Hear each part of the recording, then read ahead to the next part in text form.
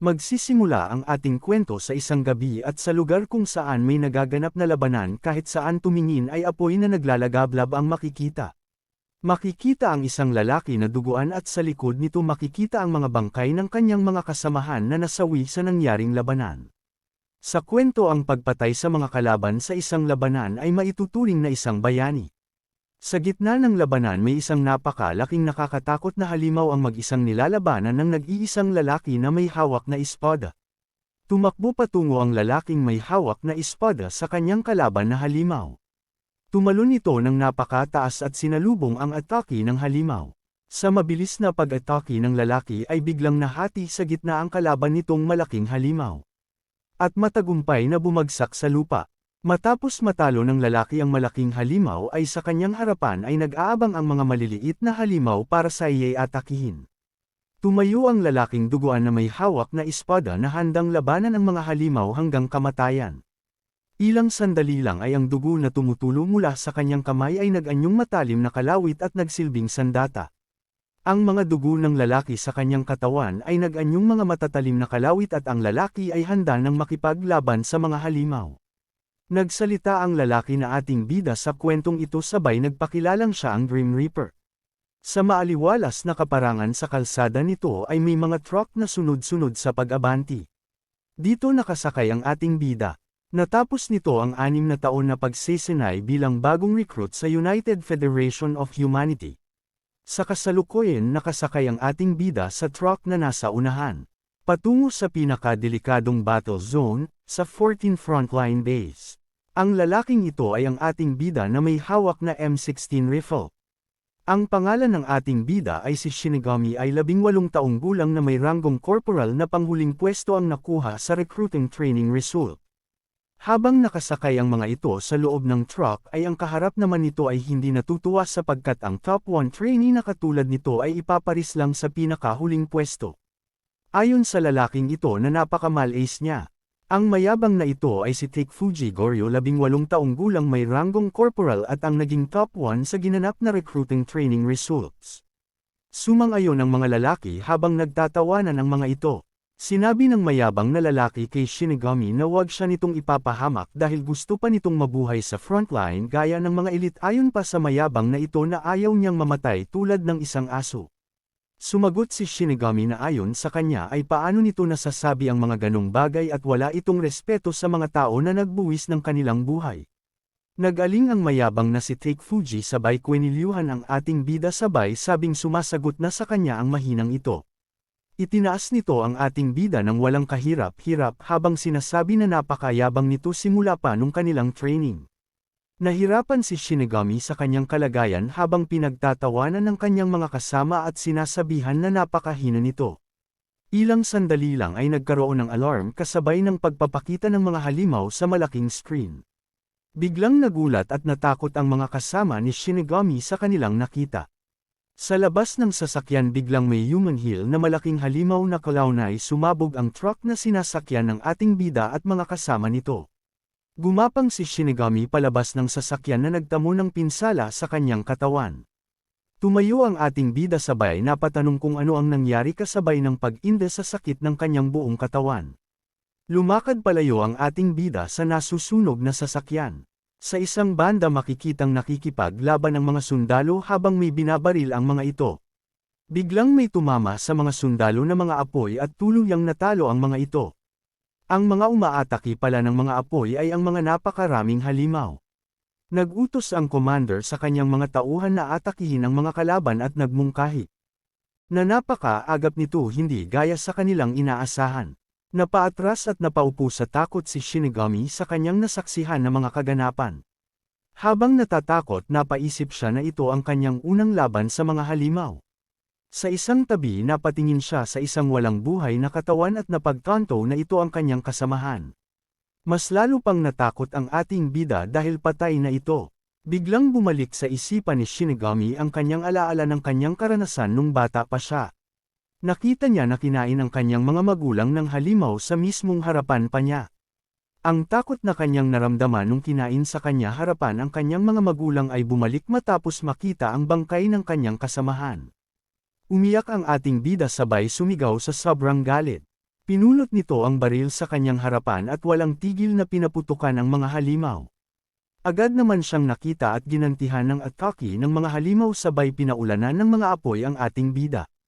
Matapos tamaan ng mga bulang apoy si Shinigami ay tumilapon ito sa Eri. Habang tumitilapon Eri ay naisip niya na bago pa siya may magawa ay malamon na agad siya ng mga bulang apoy. Matapos nun ang ating bida ay nakahandusay sa lupa at nawalan ng malay.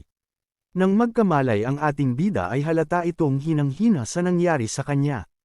Tumayo ang ating bida sabay napatanong sa sarili na nasa na ang mga kalaban pati ang kanyang mga kasamahan. Sabay na paupo dahil wala siyang nakita. Napaisip si Shinigami kung tapos na ang laban at kung siya na lang ang natitirang buhay habang nakatingin sa mga nakahandusay na mga halimaw. Tumayo ang ating bida at lumakad sa gitna ng mga bangkay habang sumisigaw para hanapin ang kanyang mga kasama kung buhay pa ang mga ito. Sa tagal ng kanyang paghahanap ay wala siyang nakitang buhay. Kaya napagtanto ng ating bida na siya na lang ang natitirang buhay sa lugar na ito. Umiyak si Shinigami habang umaasa Peren na may buhay sa kanyang mga kasama. Napaluhod ang ating bida sabay sigaw na pakiusap sagutin siya kung may buhay pa. Sa isang banda may narinig si Shinigami na nagsalita kaya napalingon siya si direksyong iyon. Tumayo si Shinigami at napatanong kung may nakaligtas pa. Ngunit ang nagsalita ay kasalukuyang pinagtutulungang atakihin ng mga halimaw kaya namatay rin ang taong ito. Nagalit ang ating bida sabay pumulot ng baril at pinagbabaril ang tatlong halimaw na umaataki sa isa niyang kasama. Hindi niya tinigilan hanggang sa mapatambo niya ang isang halimaw. Agad naghanda ng apoy ang isang halimaw para ipang-atake sa ating bida. Nang umatake ang halimaw ng bowl ang apoy ay sinalubong ito ng ating bida habang binabaril ito palapit. Nagpadaos-os ang si Shinigami para iwasan ang pag-atake ng bowl ang apoy ng halimaw kaya napatay niya ang pangalawang halimaw. Habang nawala ang ating bida sa kanyang deep-insa ay may umatake na isang halimaw at sinaksak siya ng kamay ng halimaw sa kanyang likoden. Sabay napatilapon ng malayo si Shinigami. Pagbagsak ng ating bida ay nakita niya na wala na ang kanyang kabilang braso. Napasigaw sa sobrang sakit si Shinigami habang nakatingin sa kanyang naputol na braso. Gumapang ang ating bida patungo sa kanyang baril habang ang halimaw ay akmang aatakihin na ang ating bida sa kanyang likuran. Nang malapit nagmasakmal si Shinigami ay nakuha na niya ang baril sabay ipinutok sa bibig ng halimaw at tumagos ito na agad ikinamatay ng halimaw pagkatapos ay humandusay na ito sa lupa na may tumutulong asul na dugo. Napahinga ng maluwag ang ating bida habang nakahandusay sa kanyang dugo katabi ng naputol niyang braso.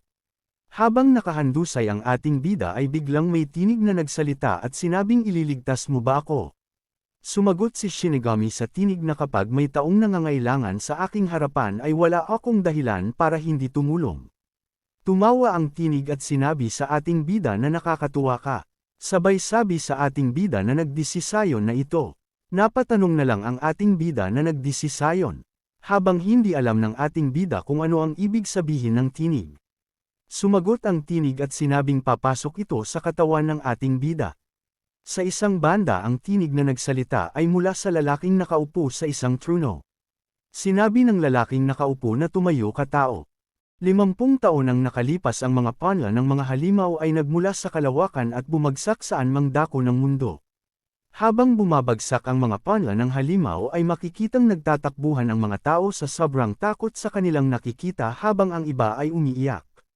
Maya-maya pa ay nagbukas ang isang panla na bumagsak sa lupa. Nagtaka ang mga tao kung ano ang malaking bagay na iyon. Ilang sandali lang ay may lumitaw na kamay ng halimaw sa ibabaw ng panla. Ang panlang ito ay lumikha ng mga extraterrestrial na uri ng nilalang. Lumabas ang napakaraming halimaw at ang mga halimaw na ito ay nagmula sa labas ng mundo at tinatawag ang mga itong Kaiki. Ang mga halimaw na Kaiki ay winasak halos ang buong mundo. Sa isang lugar makikita ang wasak na syudad habang nasusunog at ang mga tao ay walang awang kinakain ng mga Kaiki. Ang mga halimaw na ito ay madalas lukad ng drapohan. Ang mga Kaiki ay tanging pagkain ay mga tao. Basta may makita silang tao ay walang awa nila ang mga itong pagpipiestahan. Sa paglaganap ng mga Kaiki ang mga tao ay nagtatag ng organization na tinawag na Humans United.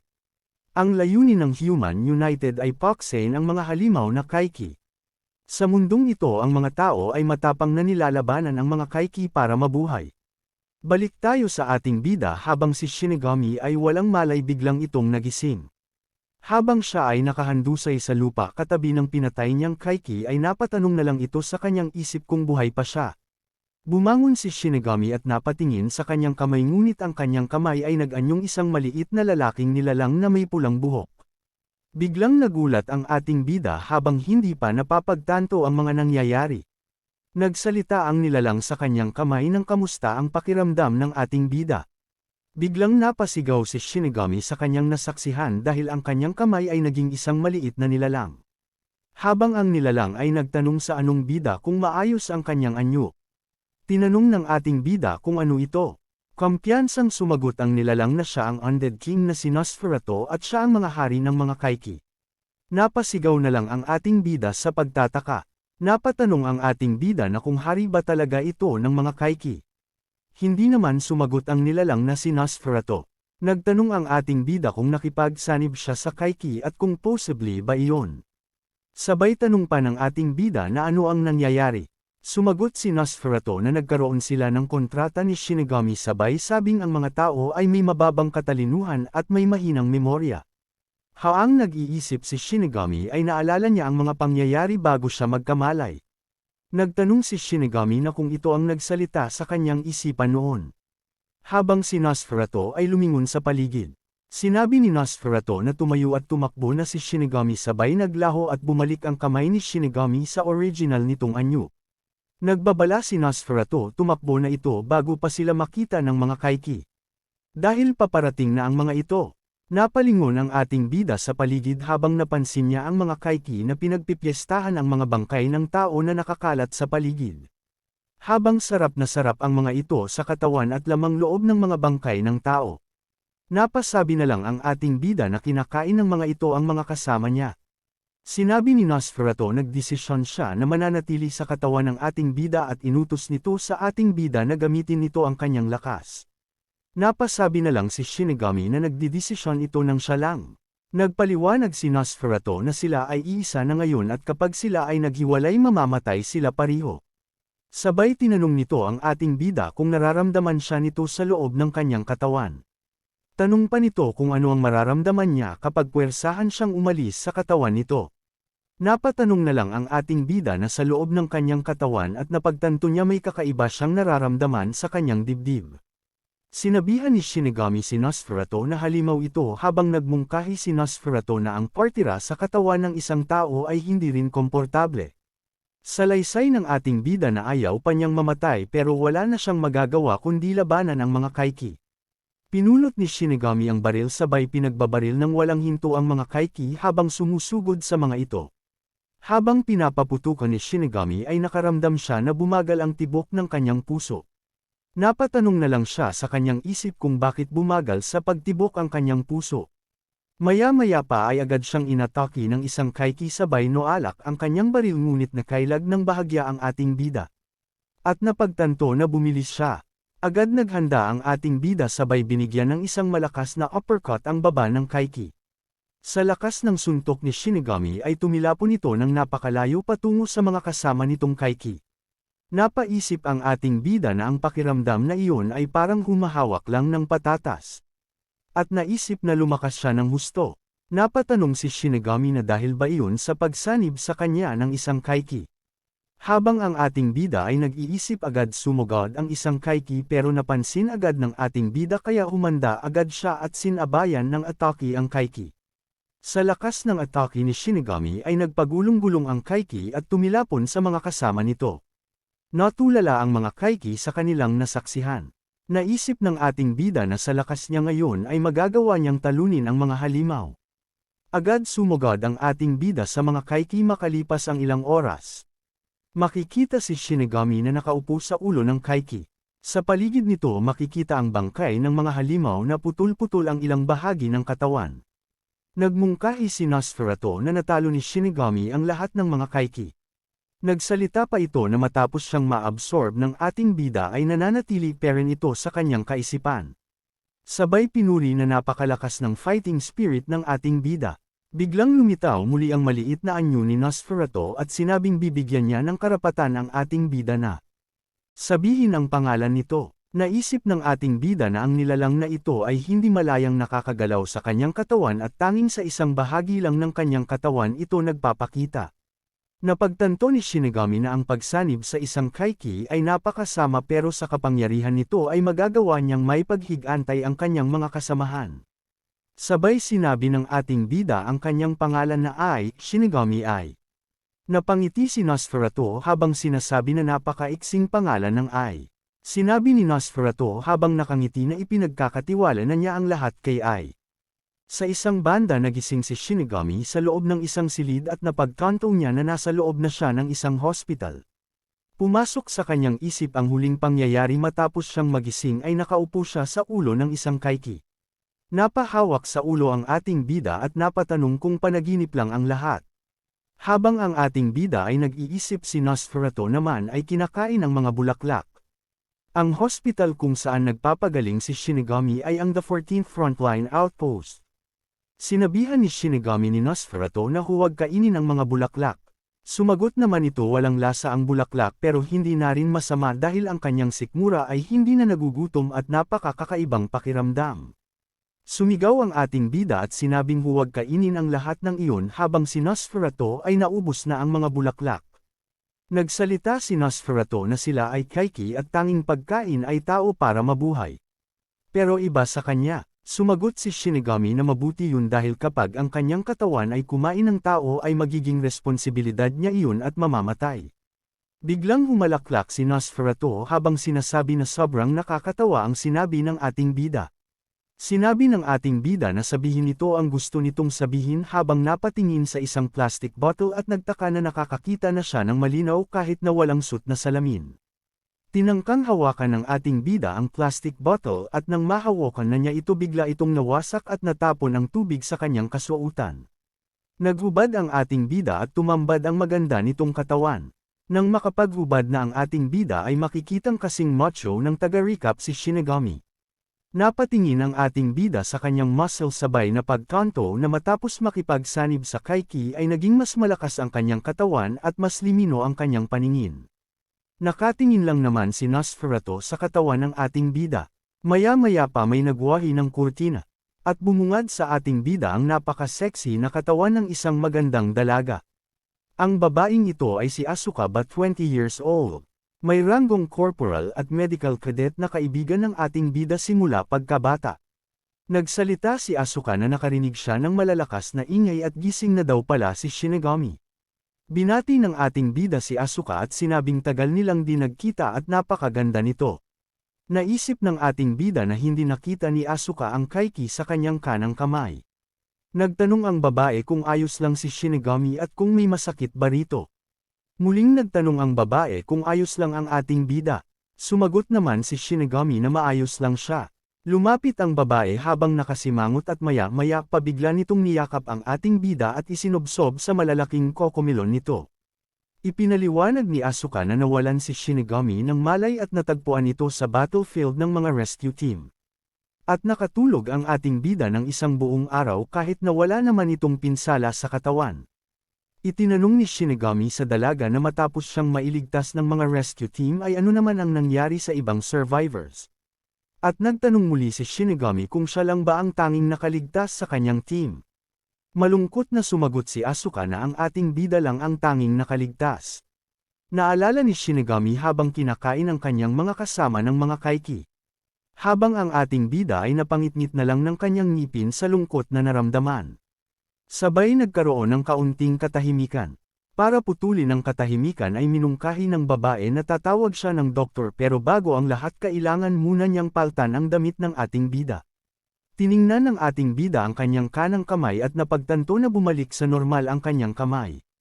Tinanong ng dalaga kung hindi nakasuot ng pangloob at pants ang ating bida dahil nahihiya ito. Napatanong na lang ang ating bida. Mungkahi pa ng dalaga na siya ay military doctor kahit na siya ay intern lang at nakita niya ang lahat ng kay Shinigami mula nang dalahin ito sa hospital. Nagtanong ang ating bida na kung nakita ba talaga ni Asuka ang buong katawan niya. Sumang-ayon naman ang dalaga na kahit mula pagkabata pa ay nakita na niya ang lahat. Nahihiya naman habang nagpapasalamat si Shinigami sa dalaga at sa mga magulang ni Asuka sa pag-aalaga sa kanya mula pagkabata. Sinabi naman ng dalaga habang namumula na mas lumakas ang ating bida dahil sa malalaki nitong muscles. Nahiyang muli si Shinigami habang iniisip na walang nakakaalam na nakipagsanib siya sa isang kaiki at dahil dito kaya naging ganoon siya kalakas. Nagsalita ang dalaga na lumaki ang katawan ni Shinigami at sinabi pang napakahusay nitong sundalo. Nalungkot naman ang ating bida sabay sabing hindi siya katulad ng iniisip ng babae dahil hindi niya nagawang iligtas ang kanyang mga kasamahan. Lumapit si Asuka at hinawakan ang kamay ng ating bida at sinabing kahit maraming trahindyang labanan maganap ay mananatili pa rin siyang proud sa ating bida. Natuwa si Shinigami sa sinabi ng dalaga. Ngumiti ang dalaga habang sinabi sa ating bida na magmula ngayon ay wag na itong malungkot dahil nito lang siya para sa ating bida. Tumayo ang dalagang may magandang postura habang sinabi kay Shinigami na kukuha lang siya ng damit para makapagbihis na ito. Nagbuntong hininga si Shinigami.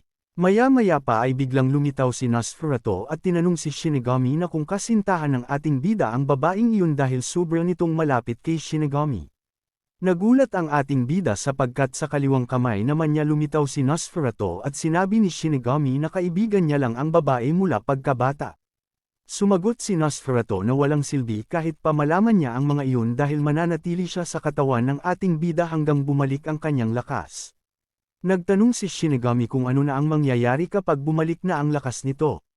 Sumagot si Nosferatu na malamang kakainin niya si Shinigami at ang mga tao dahil ang mga ito ang pagkain nila. Di makapaniwala si Shinigami sa sinabi ni Nosferatu. Mungkahi ni Nosferatu na wag mag-alala ang ating bida dahil nanamnamin niya ang bawat kagat sa ating bida. Napahawak sa ulo si Shinigami habang nag-iisip na walang sino man ang nakakakita sa kaiki na si Nosferatu kaya kailangan niyang makahanap ng paraan para hindi bumalik ang lakas ng kaiki na ito. Sa gate ng 14th Frontline Outpost may dumating na 2 tao, habang ang isang sundalo ay sumigaw na may nakabalik na survivor mula sa mga bagong recruit. Ang dumating pala ay ang mayabang na si Kuzo Takeharo na nang maliit sa ating bida. At nambuli rito bago pa magsimula ang trahedya. Bumalik sa alaala ng mayabang na ito ang alaala noong siya ay nasa gitna pa ng labanan. Ang mayabang na si Kuzo ay nakatago lang sa isang nakatumbang sasakyan habang takot na takot sa mga nangyayari.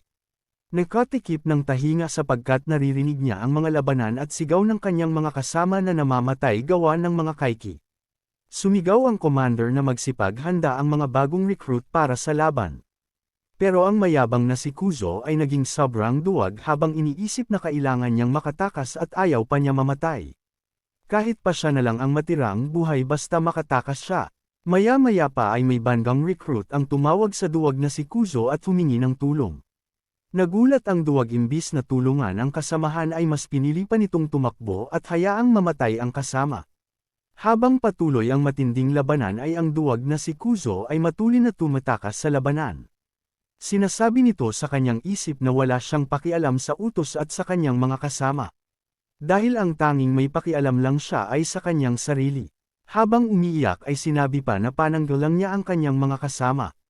Inulit pa na korning mga panangga ang kanyang mga kasama. Balik sa kasalukuyan habang si Kuzo ay nagpapanggap na may pinsala sa katawan papasok ng hospital.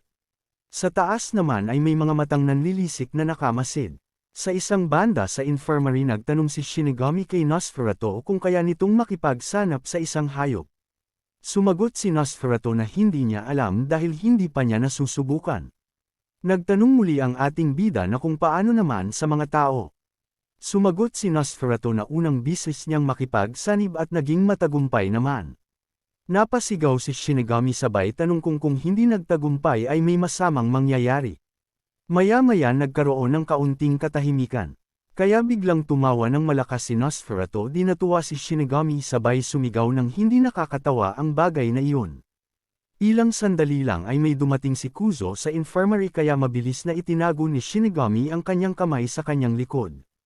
Nagulat at napanong si Kuzo sa kanyang isip dahil buhay pa ang ating bida. Natuwa naman si Shinigami nang makitang buhay si Kuzo. Naging masaya si Shinigami at nagsalita kay Kuzo na akala niya ay siya lang ang natirang buhay. Nagalit ang mayabang na si Kuzo sabay kwenilyuhan ang ating bida sabay tanong nito na bakit buhay pa si Shinigami habang ang ating bida ay nagtaka sa ginawa ng mayabang na ito pero duwag sa labanan. Galit ang mayabang na Kuzo habang iniisip na kapag nakita siya ng ating bida na tumako mula sa mga kalaban ay katapusan na niya. Sabay tanong kay Shinigami kung may nakita Kito. Sumagot ang ating bida ng wala. Tanong mula ang mayabang na ito na kung may nakita ang ating bida sa pagitan niya at ng kasamahan. Sumagot muli si Shinigami ng wala. Kaya nakahinga ng maluwag ang mayabang na duwag na ito. Nagsalita si Shinigami habang nakangiti nang di niya inaasahan na nag-aalala pala si Kuzo sa mga kasamahan nito. Nagtanong si Kuzo kung paano naman nasabi ni Shinigami. Sumagot ang ating bida na dahil tinatanong nito ang kanyang mga kasamahan. Nagmungkahi si Kuzo na buhay ang ating bida at nasa maayos na kalagayan kahit na ito ay mahina. At napakaswerte nito. Nagsalita si Shinigami na sa totoo lang ay namatay din siya. Di naman makapaniwala si Kuzo sa kanyang nalaman. Maya-maya ay dumating si Asuka sa infirmary sabay tinanong kung ang survivor ay si Kuzo at kung nasa maayos lang itong kalagayan. Natulala si Kuzo sa ganda ng dalaga. Sinabi ng ating bida kay Asuka na kasamahan niya sa kanyang unit si Kuzo. Inabot ng kademonyuhan si Kuzo sabay hinawakan ng malaking puwete ng dalaga. Nagulat si Asuka sa naging aksyon ni Kuzo. Ngumiti ng nakakaloko si Kuzo habang sinasabi sa dalaga na siya ang nasaktan kaya wag nitong ihahara ang puwete nito sa kanya. Yumaksyon ang ating bida sabay hawak sa kamay ng may akis na ito. Sinabi ni Kuzo na wag maging marahas ang ating bida dahil mahina ito. Mas nilaksan pa ni Shinigami ang pagpisil sa kamay ng Meniokis. Nagulat si Kuzo dahil napakalakas ng ating bida. Pinilipat ni Shinigami ang kamay ng Meniokis kaya napasigaw ito sa sakit at napaluhod. Nagmungkahi si Kuzo na may pinsala siya kaya pakawalan na siya ni Shinigami. Nagbanta ang galit nating bida na kapag hinawakan ulit ni Kuzo si Asuka ay pahihirapan niya ito. Para maging maayos ang lahat mungkahi ng dalaga na ayos lang siya. Habang si Nosferatu ay nagbabala sa ating bida na paparating na ang mga kalaban. Maya-maya pa ay may narinig na mga ingay si Asuka sa labas kasabay ng paglindol habang nahuhulog ang mga diver ng mga tipak ng bato mula sa itaas. Sa loob ng hospital makikita ang mga sundalong nagmamadali habang sinasabi na umaatake ang mga kalaban. Napaliligiran na sila at ang mga sandata na nakapwesto sa labas ay sira na. Lumabas ng silid ang tatlo habang hindi makapaniwala na may mga umaataking kalaban. Ilang sandali pa ay nawasak ang pader malapit sa kinatatayuan ng ating bida at ni Asuka. Sa butas nito ay lumabas ang isang kaiki na handang pumatay at kumain ng tao. Nang inig sa gulat ang dalaga sa nakita niyang kaiki habang ang ating bida ay humanda para protektahan si Asuka. Habang nakatingin si Kuzo sa kaiki ay naisip niya na nag-iisa lang ang kaiki at tatlo sila pero wala silang sandata kaya bigla nitong itinulak ang dalaga patungo sa kaiki. Sabay kumari pa ng takbo, umadar na naman ang kaduwagan ng manyak na si Kuzo. Ngumiti ito ng parang demonyo habang iniisip na ginawa niyang pain ang babae kaya ang mahinang si Shinigami ay mananatili at mamamatay. Habang tumatakbo palayo sinabi niya sa kanyang isip na dapat makaligtas siya kahit siya na lang ang matirang buhay. Hindi nakatayo si Asuka sa sakit ng kanyang binti. Agad sumugod ang kaiki sa babae at akmang kakainin na ito. Kaya naghandang umatake si Shinigami pero nagsalita si Nosferatu na tumakas na lang ito at iwan ang mahinang babae. Nagtanong ang ating bida na kung hindi nito ipapakita ang kapangyarihan nito ngayon. Nang malapit ng makain ng kaiki ang dalaga ay agad yumaksyon ang ating bida at inatake ang kaiki sa mukha nito. Kaya tumilapon ito ng malayo at tuluyang namatay. Nagulat at humanga si Asuka sa lakas ng ating bida. Habang nakatayo ng maangas ang ating bida ay tinanong niya ang dalaga kung ayos lang ito. Sa ginawa ng ating bida ay napabuntong hininga na lang si Nosferatu at sinabing napakatanga nito. Matapos atakihin ni Shinigami ang kaiki ay napagtanto na talagang lumakas siya. Habang nakatingin sa bangkay ng kaiki ang ating bida ay tinawag siya ni Asuka habang ang dalaga ay namamangha parent sa kanyang nakita. Muling nagtanong si Shinigami kung ayos lang ito. Sumangayon naman ang dalaga. Nagtanong ang ating bida kung kaya nitong tumayo. Nang hingi ng tawag si Asuka dahil natapilok siya kaya hindi niya kayang tumayo. Kaya banihat siya ng ating bida at inilagay sa kanyang likuran. Habang nakapatong sa likuran ni Shinigami ay natuwa ang dalaga at naisip na talagang lumakas ang ating bida. Nagpalingalinga sa paligid si Shinigami habang hinahanap ang duwag na si Kuzo at inisip kung nang himatay na ba ito. Nagsalita si Nosferatu na napakatanga talaga ng ating bida dahil hindi man lang nito napansin na ginawa sila nitong pain para makatakas. Kaya wag na nitong alalahanin ang mga taong wala dito. Nagtanong ang dalaga na kaninong boses yung kanina pa niya naririnig. Nagmaang-maangan na lang si Shinigami at sinabing wala lang yun kaya umalis na sila. Habang tumatakbo naisip ng ating bida na kailangan muna niyang dalahin sa ligtas na lugar si Asuka tapos kumuha ng armas. Hindi naman nasisiyahan si Nosferatu sa nangyayari dahil ang kamay na kinalalagyan niya ay nakahawak sa puwete ng babae. Sa isang banda nagsalita ang itim na halimaw na may 6 na mata. At ayon dito na naamoy niya ang presensya ng taong pumatay sa kanyang mga kaiki noon. Naisip pa ng halimaw na sinusundan sila ng ating bida. Ang halimaw na ito ay si Belusen ang gluttonous demon na kasalukuyang tumatayong hari ng mga kaiki. Nagtungo ang dalawa sa weapon storage room, pagpasok nila ng pinto ay nagulat sila sapagkat ang bumungad sa kanila ay mga nakatutok na baril ng mga sundalong nakabantay sa pasukan ng weapon storage room. Nagulat din ang mga sundalo sapagkat tao ang pumasok imbis na mga kaiki. Sumigaw ang ating bida ng dadali lang dahil isa siya sa kanila at sundalo rin siya. Nagsalita ang isang sundalo na ibaba na ng mga kasama ang baril dahil ang lalaking dumating ay isa sa kanila. Nagsalita ang isang sundalo na kinabahan siya dahil akala niya ay kaiki na. Iminungkahi ni Shinigami na ang medical trainee na si Asuka ay may pinsala. Kaya humingi siya ng tulong para tingnan ang babae. Nagtanong si Shinigami sa pinuno kung ang lahat ay naririto. Sumangayon ang pinuno at sinabing naatasan sila para protektahan ang mga tao na hindi kayang lumaban. Sabay tinanong ang ating bida kung saan ito kanilang. Agad sumaludo at nagpakilala ang ating bida na siya ang bagong recruit na sundalo na nasa 14th Infantry Battalion na kabilang sa ika-30 na squad sabay humiling ng sandata ang ating bida. Habang nagbibihis ng kanyang kasuotang pangdigma ang ating bida ay nagsalita si Nosferatu na ayon dito na ang pagtatagal sa lugar na ito ay pagpapakamatay. Sumagot ang ating bida na alam niya kaya kailangan niyang harapin ang mga kaiki. Sinabihan ni Nosferatu ang ating bida na makinig ito sa kanya kaya inilapit ni Shinigami ang kanyang braso at nakinig.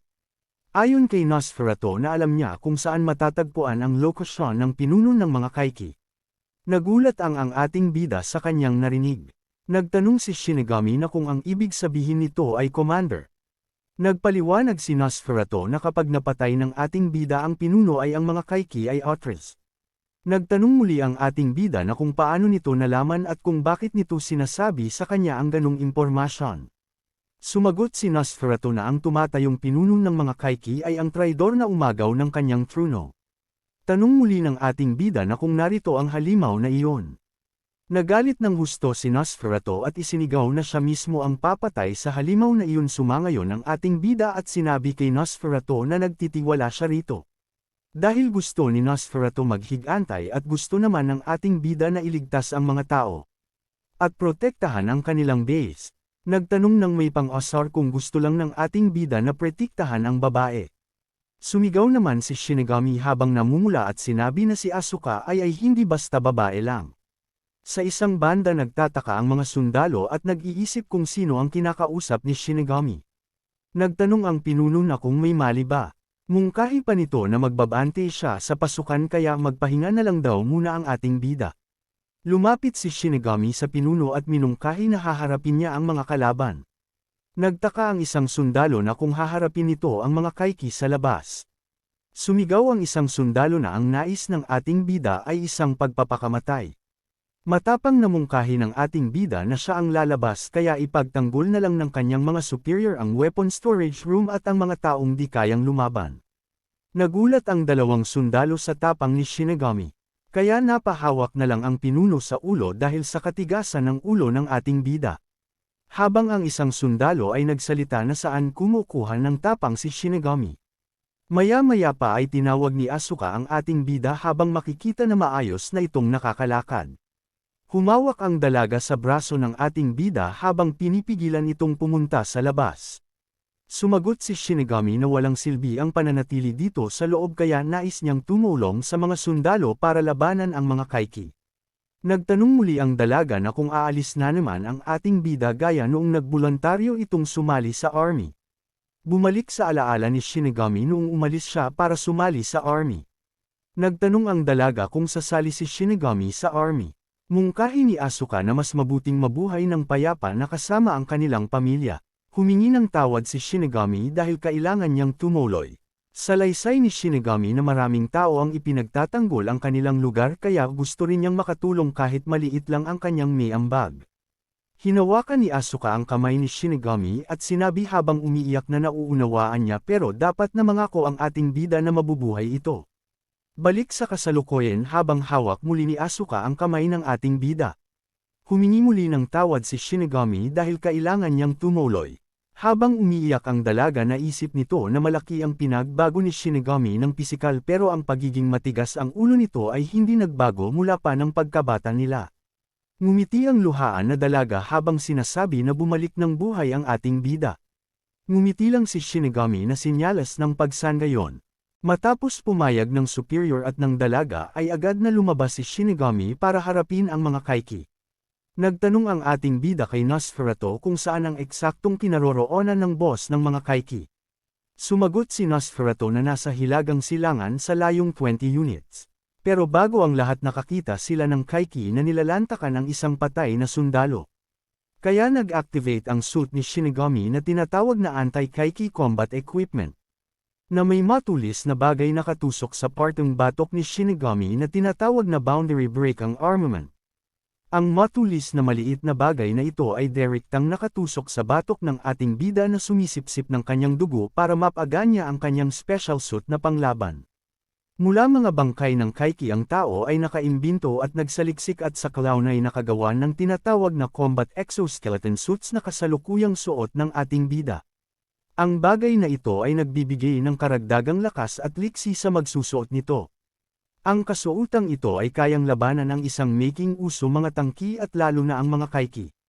Pero ang mas totoong kakayahan ng boundary breaking armament ay hindi lang nasa exoskeleton suits kundi nasa armas din na matatagpuan ng matulis na bagay sa mismong hawakan ng baril.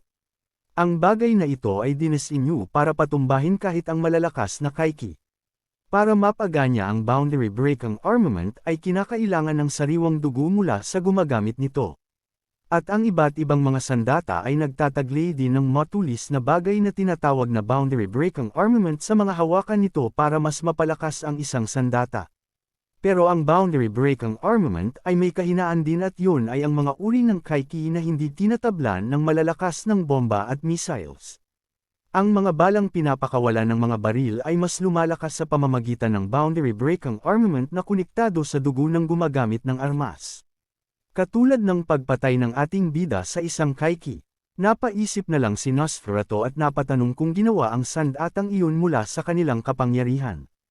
Ayon pa dito di na mahalaga iyon dahil ang mas mahalaga ay ang ating bida dahil may lakas ito ng totoong sundalo.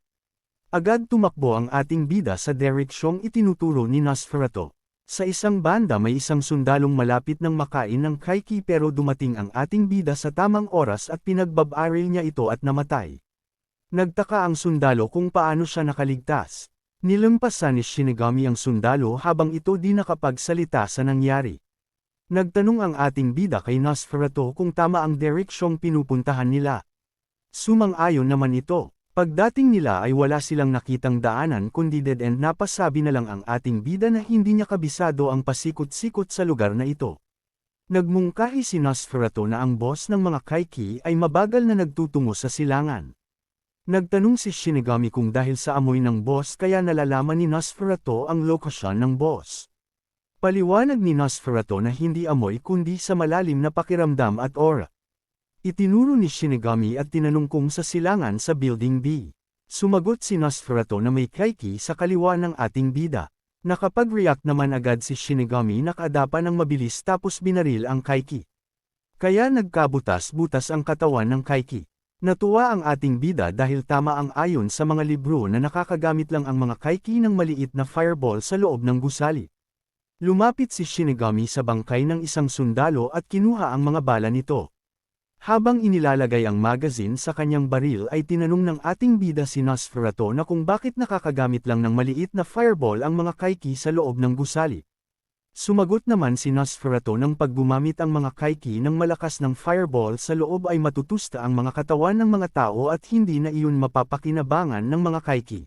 Sinabihan ni Nosferatu ang ating bida na ang pagkain dito ng buhay ay ang pinakamasarap at ang pagsipsip lang ng dugo rito ay pag-aaksaya lang ng oras. Tumawa si Nosferatu habang sinasabi na ang mga tao ay pari-pariho lang mga pagkain. Hindi naman iyon pinansin ng ating bida at nagpatuloy sa pagtakbo. Sa isang banda may mga kaiki na walang tigil na inaatake ang mga sundalo ng mga fireball. Nagsalita ang Makatago na sundalo na naubusan na siya ng bala. Sumagot ang isa na ubos na rin ang kanya. Nang papalapit na ang mga kaiki para pagpistahan sila ay agad may dumating. Iyon ay ang ating bida na mabilis na tumatakbo sa mga pader. Namangha ang mga sundalo sa magandang entrance ng ating bida. Habang ang ilan sundalo ay nagtaka dahil nagawan ng ating bida na tumakbo sa mga pader. Agad sinipat ni Shinigami ang mga kalaban at pinagbabaril ang mga ito. Matapos pagbabarilan ni Shinigami ang mga kaiki habang tumatakbo sa pader ay napasabi na lang ang isang sundalo na ang galawan ng ating bida ay katulad ng nasa talaan. Makikitang nagkabutas-butas ang mga katawan ng mga kaiki. Habang ang mga sundalo ay patuloy sa pagkamangha ay makikita ang ating bida na kinuha ang kanyang dagger sabay kumilos ng napakabilis at pinagpaputol ang mga ulo ng natitirang kaiki. Namangha ang mga sundalo dahil kaya ni Shinigami na tumakbo sa mga pader at kayang makipaglaban sa mga kaiki na knife lang ang gamit. Nagtanong ang sundalo kung saan natutunan ng ating bida ang mga ganong kakayahan. Agad sumaludo si Shinigami at nagpakilalang siya si ay Shinigami may ranggong corporal. Tanong muli ng sundalo na paano nagawa iyon ni Shinigami. Sumagot ang ating bida na resulta lang iyon ng mga basic training. Napangiwi na lang sa inggit ang mga sundalo habang iniisip na hindi iyon matututunan ng dahil lang sa basic training. Maya-maya pa ay lumapit ang isang sundalo sa ating bida. At binati ito na magaling ang kanyang ginawa. Agad namang nagpasalamat ang ating bida at tinawag niyang lieutenant ang sundalo. Ipinakita ng lieutenant ang kasalukuyang footage ng gusali na kinaroroonan ng mga kaiki. Sinabi ng lieutenant na kailangan nilang talunin ang mga kaiki. Sumangayon naman agad si Shinigami. Ipinaliwanag ng lieutenant sa ating bida na ayon sa radio interference ay hindi alam kung gaano kalakas ang kalaban na nasa loob ng gusali at wala silang contact sa command room. Tinanong ng lieutenant si Shinigami na kung alam nito ang nangyayari sa labas. Sumagot si Shinigami na alam niya kung nasaan ang lokasyon ng commander ng mga kalaban. Paliwanag pa ng ating bida na nararamdaman niya ang presensya ng paggalaw ng kalaban.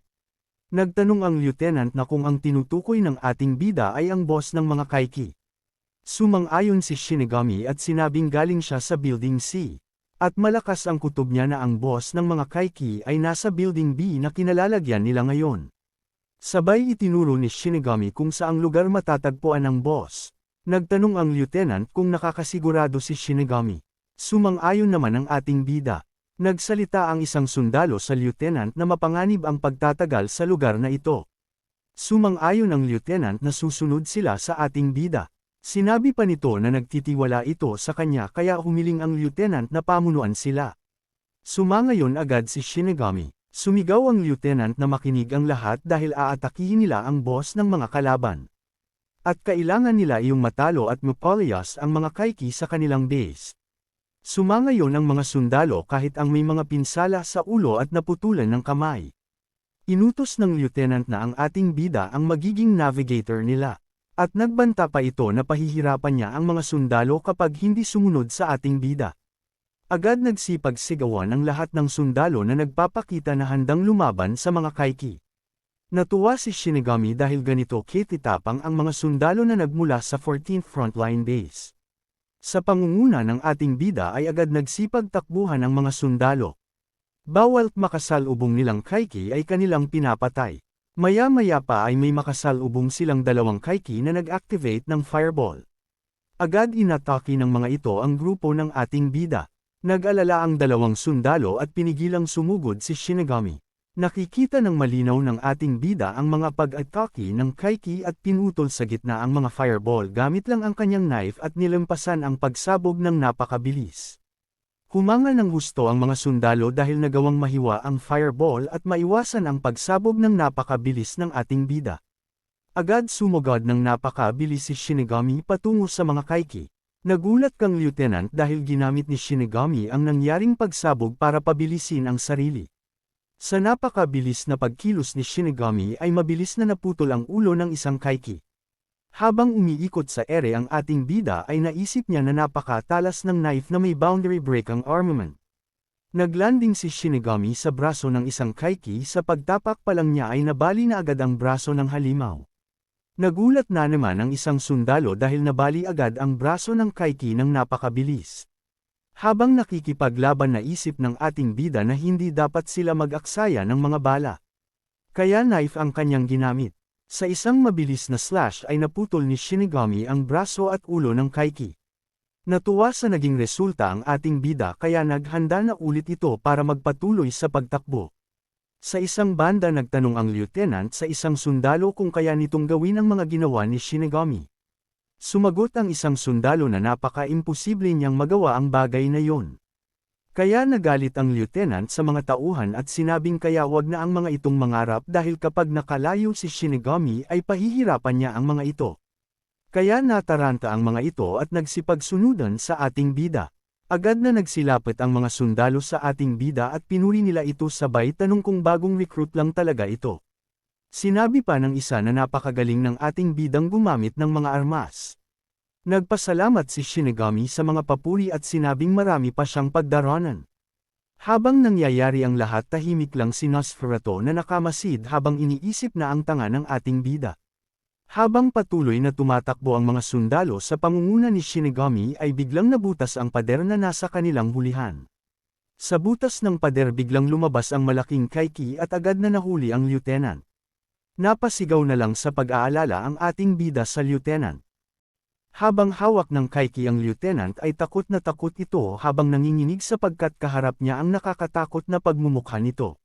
Yumanjal ng malakas ang Kaiki sa lieutenant tapos kinain nito ang ulo ng walang kalaban-laban na lieutenant.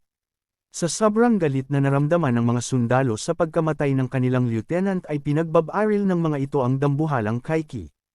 Sa laki ng halimaw ay baliwala lang dito ang mga tama ng baril at sinasalag lang gamit ang malaki nitong braso. Napatanong na lang si Shinigami sa kanyang isip kung ito ang boss ng mga Kaiki. Matapos paputukan ng mga sundalo ang dambuhalang Kaiki ay makikitang nagtamo lang ito ng maliliit na pinsala. Nagulat ang isang sundalo sapagkat hindi tumalab ang mga pag-atake nila. Agad umatake ang dambuhalang Kaiki sa mga sundalo isang was-iwas lang ng braso nito ay nagsitilapon na ang mga ito sa pader at namatay. Habang ang mga sundalo ay walang habas na pinapuputukan ng dambuhalang Kaiki ay ang halimaw naman ay walang tigil sa pagpatay sa mga sundalo. Patuloy lang na sinasangga ng halimaw ang mga bala ng baril gamit ang kanyang braso.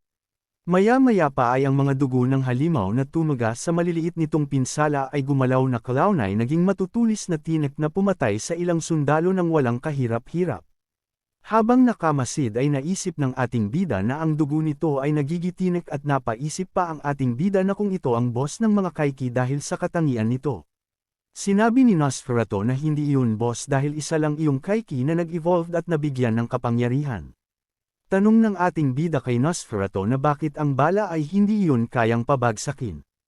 Paliwanag ni Nosferatu na mapapatay lang iyon kapag inatake ang dambuhalang Kaiki sa ulo nito ng malapitan. Habang patuloy na pinapuputukan ng mga sundalo ang dambuhalang Kaiki ay nagmungkahi si Nosferatu na gawing panangga ang mga sundalo. Nagalit si Shinigami sa pahayag ni Nosferatu. Palusot ni Nosferatu na gawing panangga ang mga bangkay na nakahandusay sa lapag.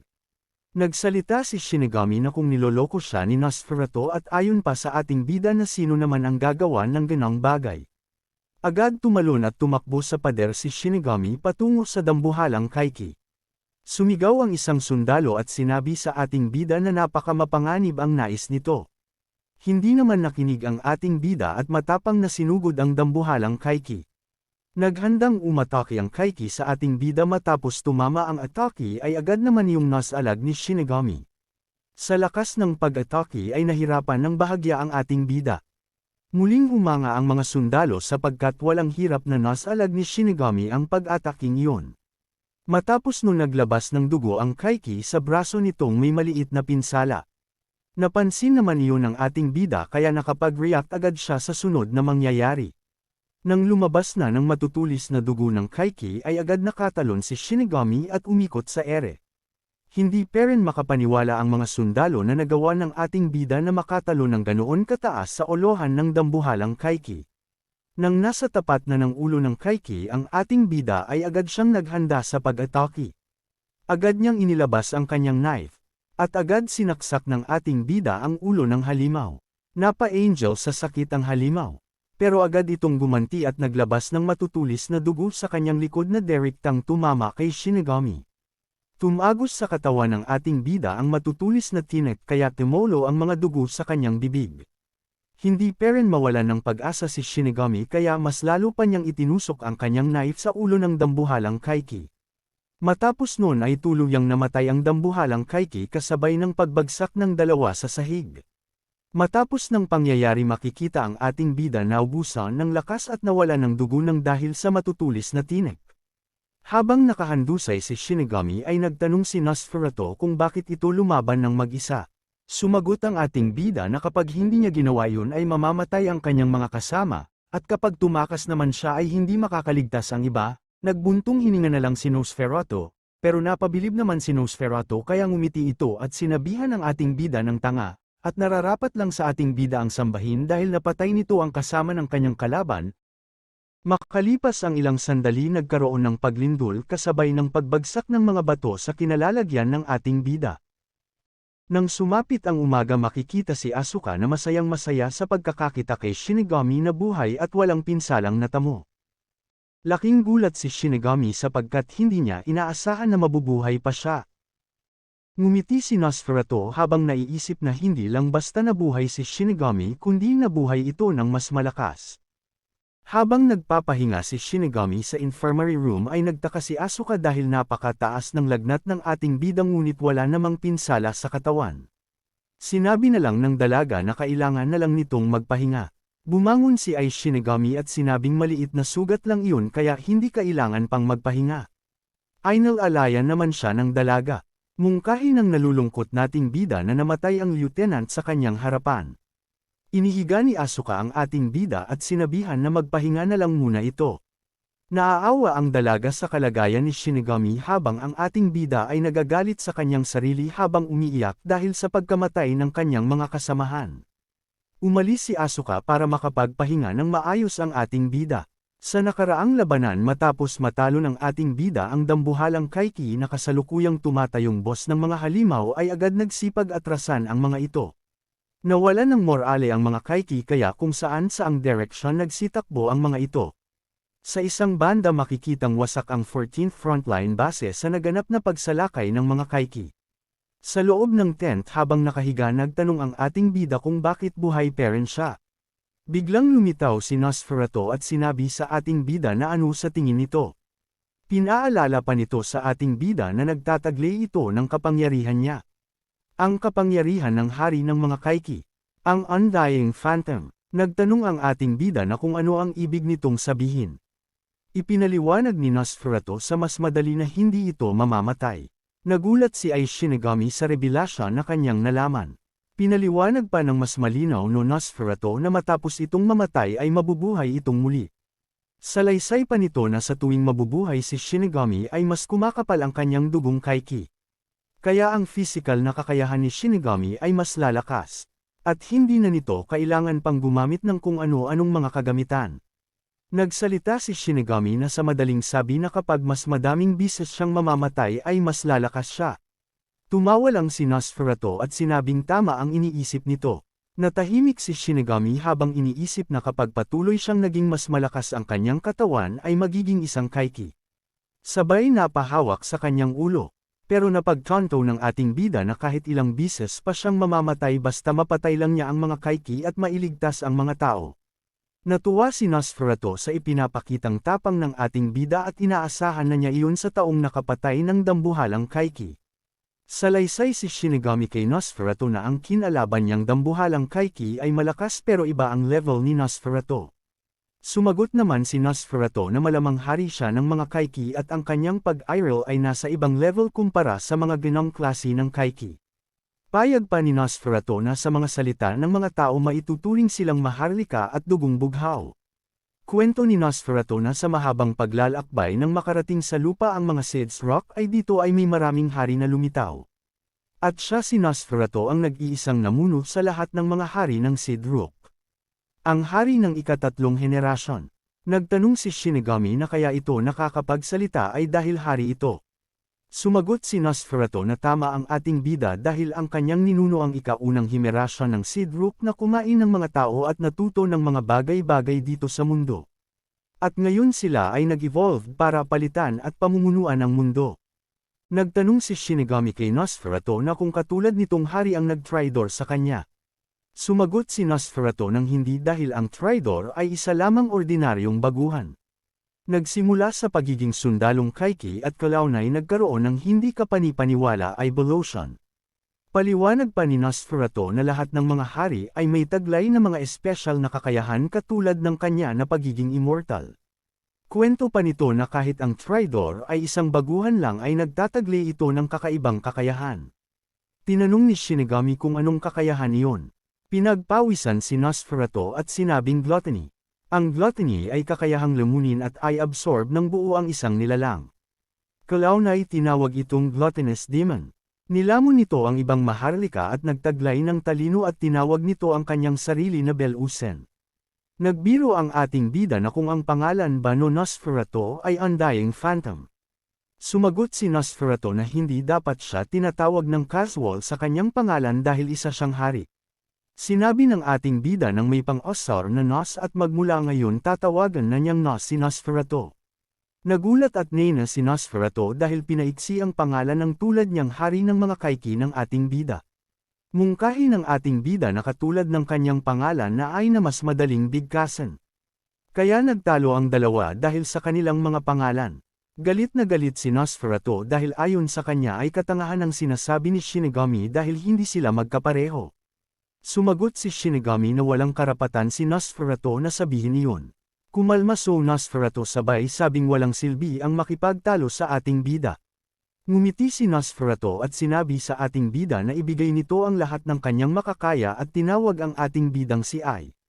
Ngumiti at sumagot naman si Shinigami na ibigay nito ang lahat ng kanyang kapangyarihan at tatalunan niya lahat ng Keiki sabay tinawag si Nosferatu na Nos. At nagkatitigan ang dalawa. Sa Yabanai 7th Frontline Base ay dumating si Shinigami matapos ang pagbagsak ng 14th Frontline Base. Agad nakita ni Asuka ang ating bida at kumaway ito. Sa military base na ito nalipat si Shinigami at Asuka. At kabilang sa 7th Infantry Battalion. Maya-maya pa ay may tumawag sa pangalan ng ating bida. Agad lumingon si Shinigami at nakilala naman niya ang sundalo. Ayon sa alaala ang sundalong ito ay ang pumupuri sa galing ng ating bida sa naganap na pag-atake sa kanila noon. Tinanong nito ang ating bida kung nalipat din ito rito sabay nagpasalamat kay Shinigami sa pagliligtas sa kanila sa 14th Frontline Base. Nagpahumble naman ang ating bida at sinabing wala naman siyang ginawa. Nagpasalamat muli ang lalaki sa ating bida. Naging malungkot naman si Shinigami at sinabi sa lalaki na hindi niya naligtas ang lieutenant. Magpaliwanag ang lalaki at sinabi sa ating bida na hindi iyon totoo dahil sila ay mga sundalo handang mamatay para sa iba. Dagdag pa nito ang lieutenant ay ginawa ang kanyang tangkulan hanggang sa huli. Bilang isang officer ng United Federation of Humanity namatay siyang lumalaban hanggang sa masawi. Mungkahi niya sa ating bida na kung nakokonsensya ito sa pagkamatay ng lieutenant ay sa palagay daw ba ng ating bida ay insulto yun sa lieutenant. Natauhan naman si Shinigami at nanghingi ng tawad sa sundalo. Tumawa ang sundalo at nagmungkahi sa ating bida na bakit ito malulungkot kung nagtataglay ito ng hindi maunawa ang kakayahan. Dagdag pa na hindi niya sasayangin ang binigay sa kanyang pangalawang pagkakataon. Ngumiti lang si Shinigami habang papaalis ang lalaki. Habang papaalis kumaway ito sa ating bida habang sinasabi na magkita silang muli sa battlefield. Natulala si Shinigami at naisip ang susunod na battlefield. Sabay napatingin sa malayo. Sa Region 7 lugar ng battlefield makikita ang mga gusaling wasak at nasusunog, makikita ang mga sundalo na walang humpay na kinakalaban ang napakalaking Kaiki. Biglang sumugod ang napakalaking Kaiki sa tatlong sundalo habang sinasangga ng kanyang isang braso ang mga bala ng baril ng mga ito. Sa isang was-iwas lang ng isang braso at tumilapo na agad ang dalawang sundalo. Napasabi na lang ang isang sundalo na hagang sa huli meron paring dambuhalang Kaiki na gaya nito na pumatay sa lieutenant. Ang sundalong ito ay ang kausap ng ating bida sa 7th Frontline Base. Napalingon ang halimaw sa sundalo ang tumingin ng masama, umangil ito ng napakalakas sa sundalo at akmang aatakihin. Nadampot ng Kaiki ang sundalo. At akmang kakainin na maya-maya pa ay may biglang dumating ng napakabilis na agad tumalon ng mataas patungo sa dambuhalang Kaiki. Ito pala ay ang ating bida na naghanda ng pag-atake, sabay hiniwa ang likod ng dambuhalang Kaiki. Napaangil sa sakit ang Kaiki sabay lumingon sa ating bida. Kaya agad ay Shinigami binigyan ng isang malakas na saksak sa mukha na nagsanhi ng tuluyang pagkamatay nito. Napatanong ang lalaki kung si Shinigami na naman ba ang nagligtas sa kanya. Tinawag naman ng ating bida ang lalaki at nilapitan niya ito at inalalayan ang sundalo. Sinabi si Shinigami na mababawi lang ang sugat ng sundalo kaya maupo lamang ito at paparating na ang mga tutulong sa kanila. Ngumiti ang lalaki habang sinabi na niligtas na naman siya ng ating bida. Biglang sumigaw si Nosferatu at binigyan ng babala ang ating bida na kusang sasabog ang dambuhalang Kaiki. Kinabahan si Shinigami at biglang napalingon. Pero huli na ang lahat dahil ang Kaiki ay sasabog na. Ilang segundo lang at bigla nang sumabog ang halimaw at nagdulot ng napakalaking saklaw sa battlefield. Isang gabi nang hamupa na ang apoy sa pagsabog. Makikitang may malaking hukay sa gitna ng pinangyarihan ng pagsabog. Makikitang lasog-lasog ang katawan ni Shinigami. Nang sumapit ang isang umaga, may gumising na sundalo sa ating bida at tinanong kung ayos lang ito. Bumangon naman ang ating bida habang nakahawak sa kanyang ulo. Nagtanong si Shinigami kung nasaan ang kanyang mga kasama. Malungkot na sinabi ng lalaki na si Shinigami lang ang natitirang buhay. Laking gulat ng ating bida sa kanyang nalaman kaya napaiyak na lang siya sa nangyari. Habang umiiyak sinabi ni Shinigami sa kanyang isip na sa susunod ay hindi na mauulit pa ang ganitong pangyayari. Habang ang sundalo ay nag-report na may isang nakaligtas. Matapos nun bumalik ang ating bida sa Yabanay 7th Frontline Base. Pagbaba niya ng truck na punit-punit ang kasuotan ay pinagtinginan siya ng ilang sundalo. Sinabi ni Shinigami sa kanyang isip na kailangan niyang i-report ang pangyayari. Habang naglalakad si Shinigami ay pinagmamaritisan naman siya ng mga ito. Sinabi ng isang sundalo na tingnan ang ating bida ang survivor ng 14th Frontline Base. Nagtaka ang isang sundalo kung nakaligtas na naman ito. Sinabi pa ng isa na laging nauubos ang unit na sinasalihan ng ating bida. Mungkahi ng isa na si Shinigami ay parang isang Grim Reaper. Nakuha ang atensyon ni Shinigami ng salitang iyon. Nakatitig lang si Shinigami sa mga par-itis na sundalo. Naisip ni Shinigami na ang bansag na Grim Reaper ay sakto sa kanya. Dahil papatayin niya ang mga Kaiki kahit na mamatay siyang muli. Kaya magmula ngayon siya si ay Shinigami ang Grim Reaper. Sa mga nakalipas na araw sunod-sunod na pakikipaglaban ang naranasan ni Shinigami. Madaming buhay ng mga sundalo ang nasawi. Lahat ng mga kasama ni Shinigami ay mamamatay at siya lang ang natitirang buhay sa gitna ng labanan. Sa panibagong araw puro pagsalakay ng mga Kaiki at pagkain sa mga sundalo. Pakikipaglaban sa mga lumilipad na Kaiki kahit nauubos ang kanyang mga kasama habang pinagpipiestahan ng mga ito. Walang tigil na pagpatay sa mga Kaiki ang naging buhay ni Shinigami. Nabubuhay ng nabubuhay habang namamatay laban sa mga halimaw. Pero hindi ng ating bida nagagawang iligtas ang kanyang mga kasama. Mula nang malaipat si Corporal Shinigami sa 7th Frontline Base sa loob ng 10 araw ay ang unit na kinabibilangan ni Shinigami ay nagdanas ng lubhang pagkaubos. Sa 5 unit na sinalihan ni Shinigami na May 30th miyembro kada isang unit ay naubos lahat, walang natira kundi si Shinigami lamang. Sa loob ng Yabanay 7th Frontline Base naglalakad ng matikas ang ating bida, habang may nakasalubong na dalawang lalaki na pinag-usapan siya na ayon sa mga ito at may malakas na presensya ang ating bida at tinawag siyang ang Grim Reaper na si Ai Shinigami. Sa isang banda sa isang silid ng 7th Frontline Base ay may isa pang survivor ng 14th Frontline Base ang ini-interrogate. Ito pala ay si Kuzo Takeharo na na-assign sa 7th Frontline Base katulad ng ating bida. Si Kuzo ay kasalukuyang ini-interrogate dahil sa pagtakas nito at pag-iwan sa mga kasama habang nasa gitna ng labanan. Nagtanong ang babae kung may objection si Kuzo. Ang babae ay si Asakawa Melissa 30 taong gulang na may ranggong major at 7th base officer. Nagalit si Kuzo at sinabing hindi niya ginawa iyon at ang balita ay gawa-gawa lang laban sa kanya. Sinabi ni Melissa na may mga witness na nagsabi sa ginawa ni Kuzo. Sinabi ni Kuzo na sinungaling ang nga iyon. Sinabi pa ni Melissa na ginawa nitong panangga ang isang military doctor cadet para gawing panangga sabay tanong ng major na kung totoo iyon. Hindi naman sumang-ayonan ni Kuzo ang paratang sa kanya. Paliwanag ni Kuzo na sinubukan niyang tulungan ang mga kasama niya kahit na wala siyang sandata. At kaya siya umalis ay para kumuha ng boundary break ang armament para magamit sa laban. Nagtanong ang major kung nagsuot ito ng armor. Sumangayon naman si Kuzo at sinabing maraming mga tao na hindi kayang lumaban ang hindi makalabas kaya binantayan niya ang mga iyon. Nainis ang major na si Melissa sabay tanong kung bakit namatay ang mga ito. Natamimi naman si Kuzo sa sinabi ng major. Kumalma ang major at pinaratangan si Kuzo na tumakas ito habang nakikipaglaban ang mga kasama na naka-armor at ginamit ang mga hindi kayang lumaban para gawing payan sa mga kaiki. Dagdag pa ng major na habang nasa biyahe ang mga ito ay inatake ang mga ito ng kaiki pero ginawa pera ni Kuzo na tumakas at iniwan ang mga kasama habang nakikipaglaban. Nagalit ang major at sumigaw habang sinabi kay Kuzo na wag na itong magpanggap pa. Kundi ipapakain niya ito sa kaiki. Kinabahan ng husto si Kuzo dahil ipapakain siya sa kaiki. Nagbuntong hininga ang major at sinabi naniniwala siya kay Kuzo habang Kuzo ay nanginginig pa rin sa takot. Salaysay ng major na mga paratang na iyon ay galing sa mga nalilitong sundalo at walang physical evidence at ang mga kamera at mga data ay nasira. Kaya hindi niya mahahatulan ng duwag na si Kuzo. Nakahinga ng maluwag si Kuzo sapagkat nataksan na naman niya ang gusot na kanyang ginawa. Habang nakatingin sa impormasyon ni Kuzo ay nakangiting sinabi ng major na magaling si Kuzo Takeharo dahil nag-top 1 ito sa recruiting training results. Sinabi pa na inaasahan niya na magtatrabaho ito ng maayos sa Yabunai Company. Sumagot si Kuzo ng malamang. Opisyal na inilagay si Kuzo sa ika-32 squad.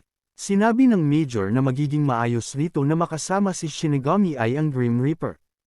Nagulat naman si Kuzo sa sinabi ng major sapagkat hindi siya makapaniwala na buhay pa ang ating bida.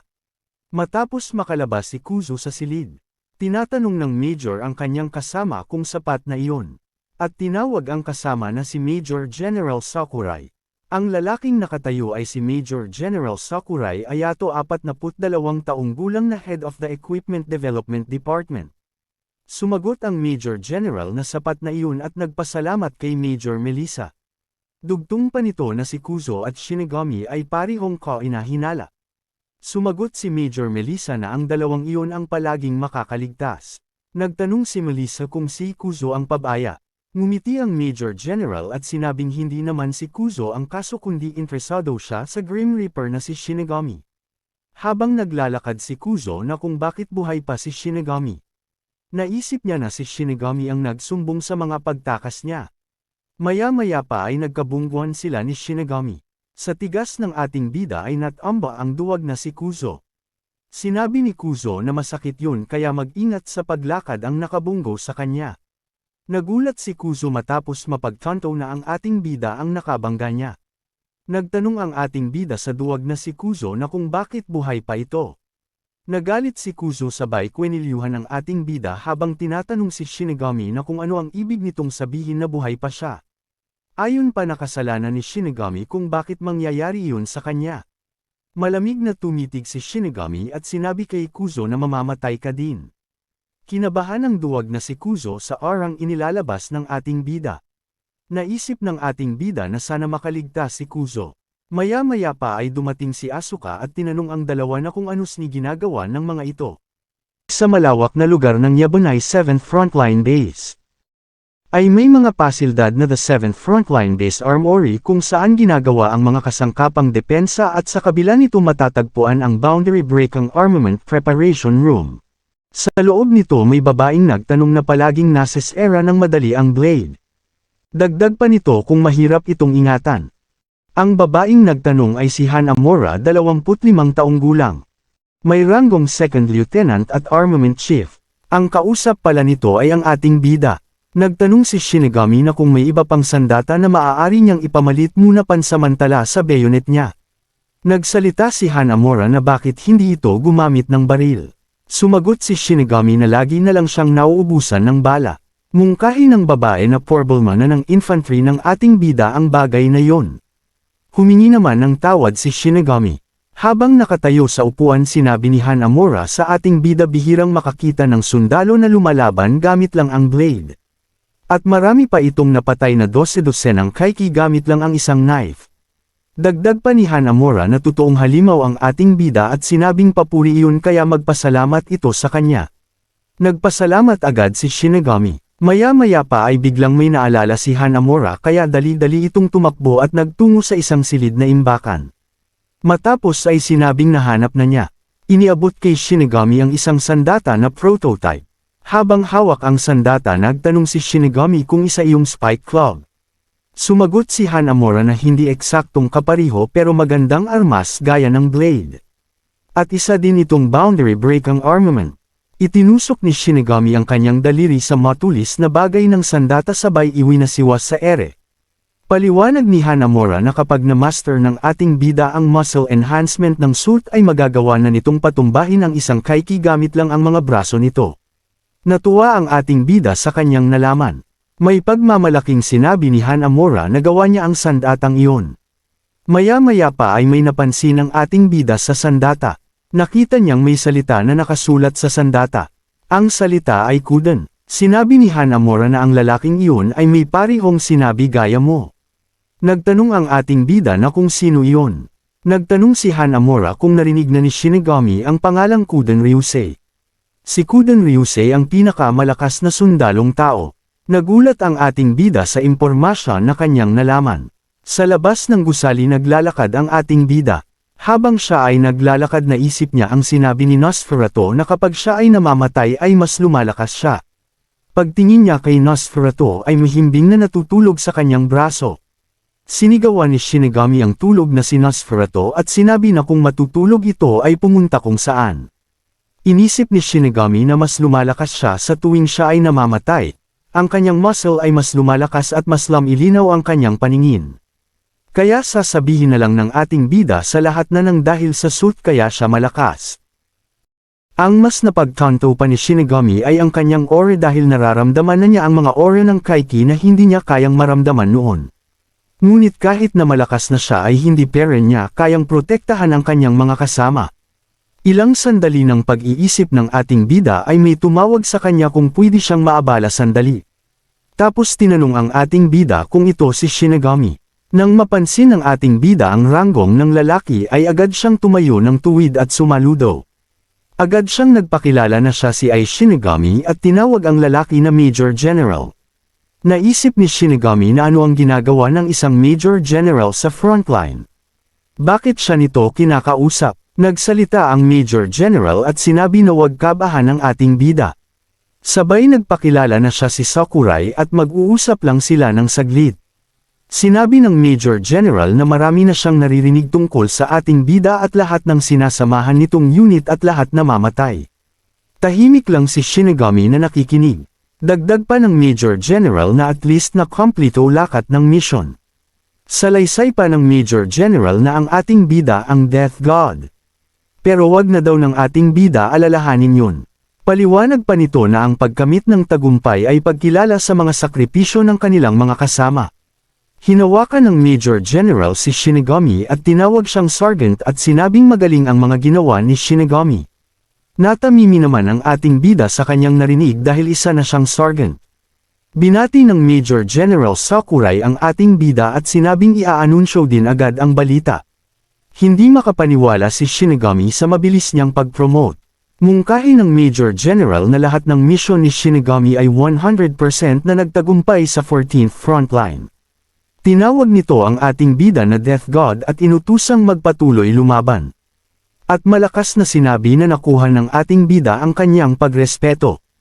Napasabi na lang ang ating bida na napakabait ng Major General. Ngumiti ang Major General Sakurai at mungkahi nito na hindi na siya makapaghintay na makita tagumpay ni Shinigami sa hinaharap at agad din itong nagpaalam. Muling sumaludo si Shinigami sa papaalis na Major General matapos ay naging emotional ang ating sa kanyang kasiyahan na naramdaman. Habang naglalakad palayo ang Major General Sakurai at sinabi na si Ai Shinigami at Kuzo Takeharo ay parehong may 100% success rate kada mission. Dagdag pa nito na ano kaya ang mangyayari kapag pinagsama ang dalawang ito sa isang mission. Sa isang malawak na desierto na Terek ang sinag ng araw. Makikitang napakaraming tangking pandigma ang nakahanay na tuloy-tuloy sa pag-usad na animoy may magaganap na matinding digmaan. Habang tuloy sa pag-usad ang mga sasakyang pandigma ang isa nito na ating nakikita ay ang Armored Personnel Carrier No. 8. Ang ika-32 squad ang laman nito na kinabibilangan ng ating bida. Sa loob nito may lalaking nagsalita ang squad leader ng 32 squad na nagngangalang Kondo 30 taong gulang na dating Special Force. Paliwanag nito sa kanyang mga kasama ang mga kalaban ay nagamit ng radio signal para malaman ang kanilang lokasyon. Kaya pinapagamit nito ang mga kasama ng radio silent mode. Tapos nagtanong pa ito sa kanyang mga kasama kung natatandaan ng mga ito ang malawakang operasyon noon nakalipas na 6 na buwan. Dahil ngayong ay aatake sila ng mabilisan sa mga kalaban. Ang ating bida ay tahimik lang na nakikinig sa paliwanag ng kanilang leader. Habang ang duwag na si Kuzo ay nakatitig sa mga kasama nito. Dagdag pa ng leader na huwag titigil sa pag-atake. Bago mawala ang mga panangga. Sumagot naman agad ang mga sundalo. Habang nakatingin si Kuzo sa mga katabi nitong sundalo ay naiisip niya na parang nakita na niya ang mga ito kung saan. Napagtanto niya na ang lalaking nakaputi ay sino 27 taong gulang. Ito ay ang 7th base top 1 Kaiki Killer at ang sundalo naman na may taklob sa bibig ay si Tak Ikawa 27 taong gulang at ang 7th base second best Kaiki Killer. Habang pinagmamasdan ni Kuzo ang mga kasama ay naisip niya na ang dalawang best Kaiki Killer ng 7th base at ang leader na dating Special Force ay nagsama-sama sa iisang squad kaya pagsasama-sama ito ng mga VIP. Tanong pa ni Kuzo sa kanyang isip na bakit siya humantong sa ganitong pagkakataon.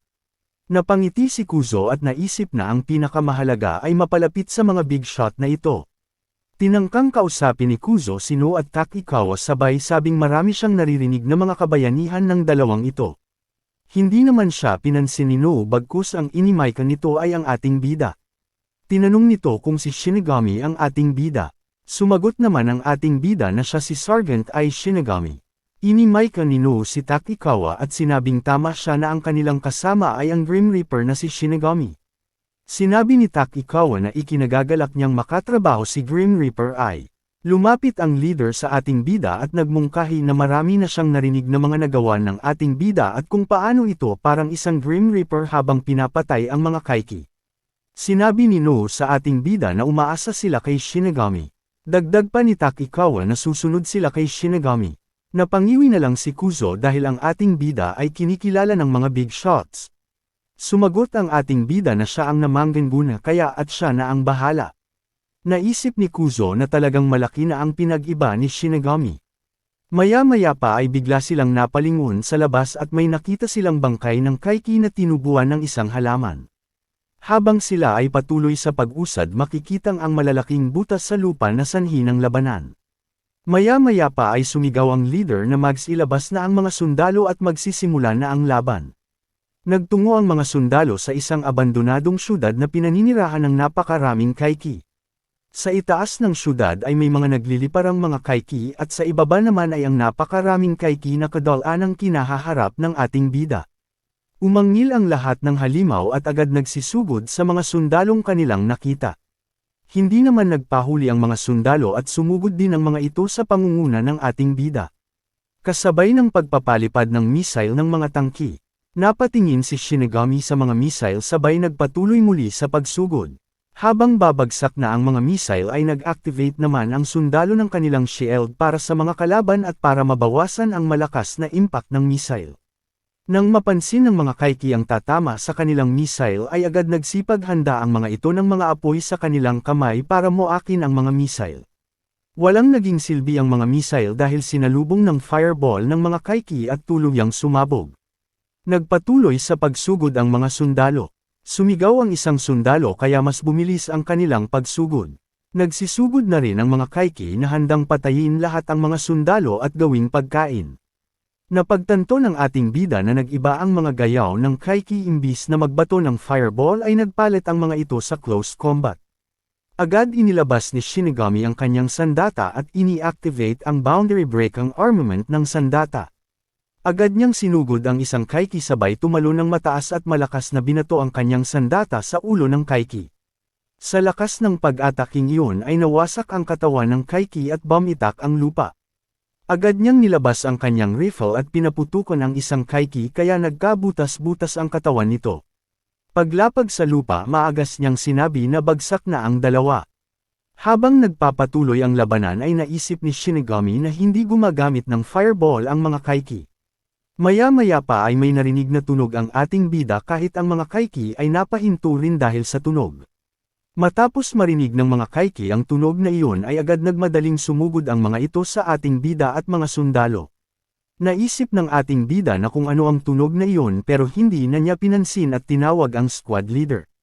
Agad namang sumigaw ang squad leader na magsipaghanda sa shooting formation at patayin lahat ng pasugod na Kaiki. Agad namang naghanda ang mga sundalo sa kanilang shooting formation at pinagbabaril ang mga ito. Maya-maya pa ay nakalapit ang isang Kaiki sa isang sundalo at kinagat ito sa balikat. Sa tagpong ito ay dito na nagpatayan ang dalawang panig. Sumigaw sa galit si Shinigami at sinugod ang mga Kaiki. Lahat ng hamarang sa kanyang daraanan ay walang kahirap-hirap niyang pinapatay. Hampas dito baril doon ng Malamatrix na galawan ng taga-recap east ng ating bida. Gamit lang ang kaliwang kamay ay madali niyang naalis ang magazine at mabilis na nalalagyan. At nagpatuloy sa pagpatay ng mga Kaiki na nakaharang sa kanyang daan. Nagutos ang squad leader na sundan si Shinigami at huwag titigil sa pagpapaputok. Habang nagtatanggo sa syudad ang squad ni Shinigami ay pinapatay nila lahat ng Kaiki na hamarang sa kanila. Habang sila ay sumusugod na isip ni Shinigami na kailangan nilang iligtas ang mga tao na nasa containment zone anuman ang mangyari.